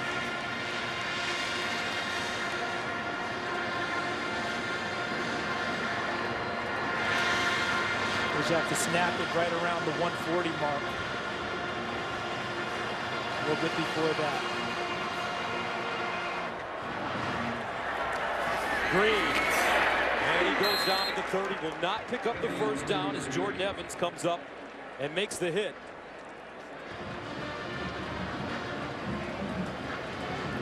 Let's go to Los Angeles and take a quick game break.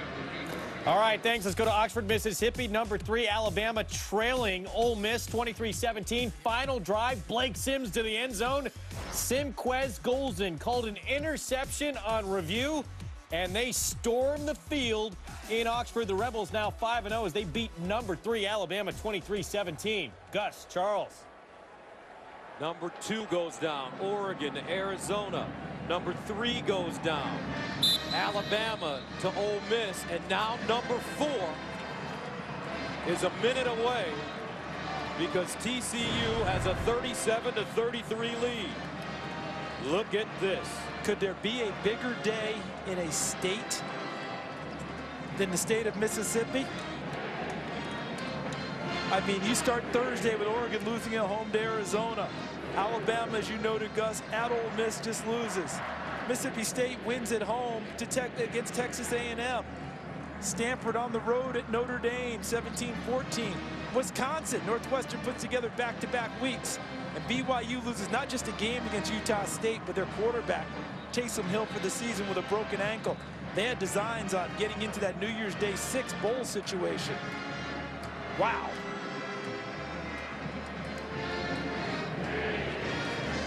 So 4th down and 2. The punter, Ethan Perry, he came back with a good punt after the shank, didn't he? Yes. They need another one from him now, and they have to protect like crazy. If you're Oklahoma, this is where you rush the punter and leave one man deep. But do not underestimate the dynamic skills of Sterling Shepard if he can get a chance. Ethan Perry punting from the 16. Gets it away. Shepard. And he goes down inside the 30. Great special teams coverage. Jonathan Anderson with the tackle on special teams with 51 seconds remaining and Oklahoma out of timeouts. Well, the offense has come through for TCU. Can the old standard, the defense, make it stand up?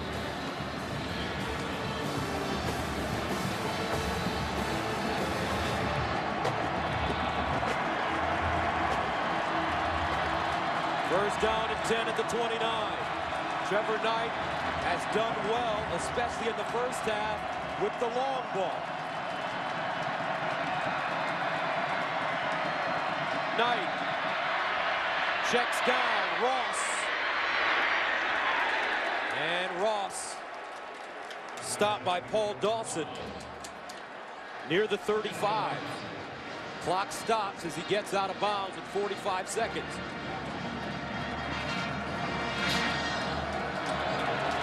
Second and 4. Knight looking deep. Incomplete. Shepard, the intended receiver. Kevin White right in his hip pocket. I mean, that's first-rate coverage there. Pins him to the sideline and says, you have to go through my body to catch the football, and doesn't let that happen.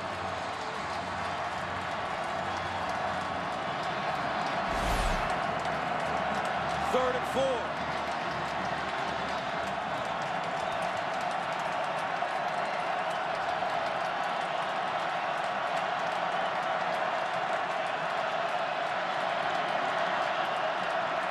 Knight runs it.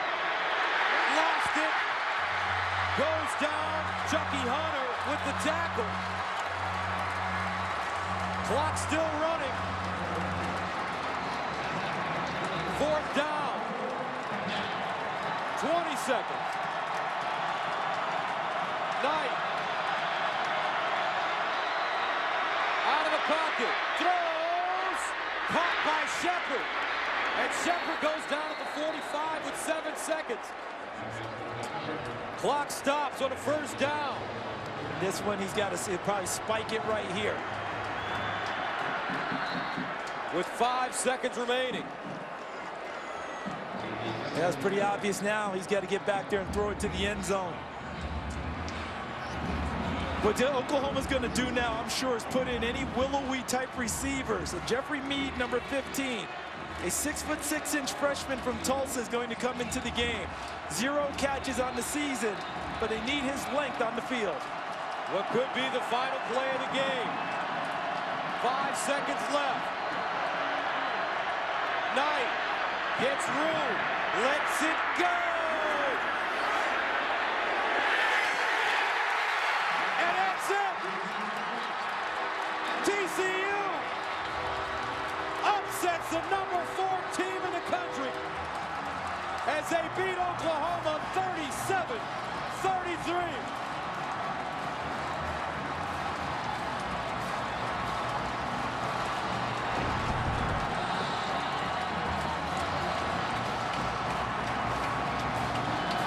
And the goalposts are down.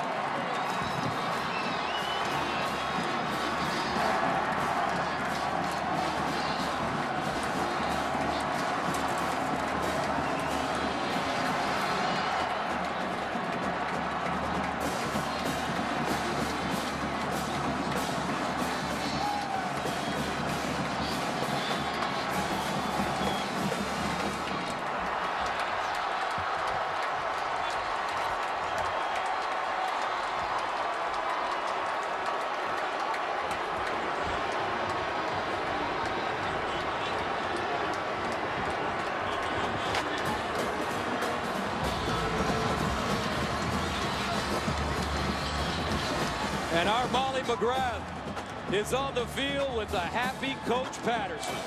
Coach, this is your 3rd year in the Big 12. This is your biggest win to date. How good does this feel? I really can't talk it. It's one of those things, kids, I kept telling them to buy in and not to worry about the scoreboard. It just played to the last minute. That's what they did today. The coaches did a great job. Kids did a great job. Got a chance for 4-0. This was another close game against Oklahoma, but it really came down to your defense. That crucial interception, those big stops down the stretch. What did they do well today? Well, number one, I thought we were going to try to give it away. But, you know, what happens? We started changing up our coverages. Shepard's a good player, and we had to get some double coverage on him and do some stuff, and, you know, we just got lucky. You got to have a little luck if you're going to win. This is the first time that your offense has seen a Big 12 opponent, a Big 12 defense. How did Trevon Boykin do today? He did good. We just can't turn the ball over. But he found a way to win. That's all that matters. Congratulations, Thank Coach.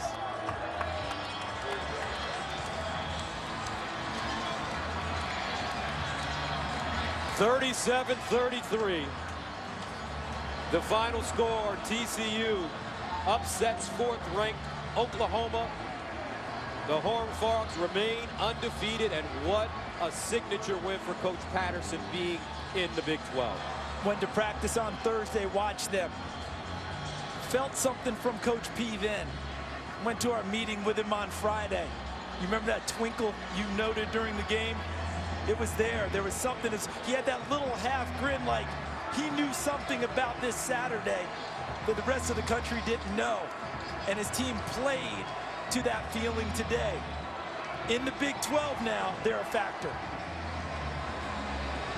So many great individual plays made by the Horned Frogs. None bigger than the game winner, Paul Dawson's interception, returned for a touchdown, and that is a play that will forever be part of TCU football. You'll see the picture of his hands catching the football before he starts his journey to the end zone. Fitting that the defense finished things off today for TCU. And our Molly McGrath is with the senior from Dallas. Hey, Paul, biggest win so far this season for your team. How good does this feel? It feels awesome. It's a blessing. I thank God to be on this team. I just thank him for the win. You had the pick 6 to win it. What was going through your mind on that play? The quarterback had been throwing low balls and slants all game. I just thought I'd read him and pick it off and take it to the house. Congratulations.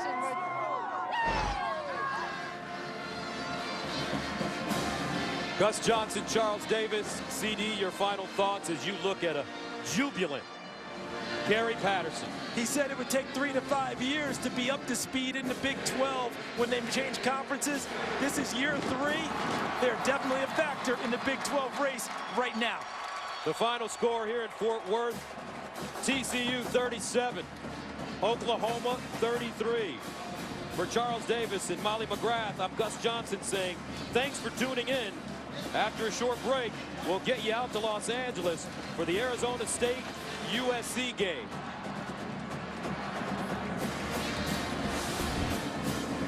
What a day.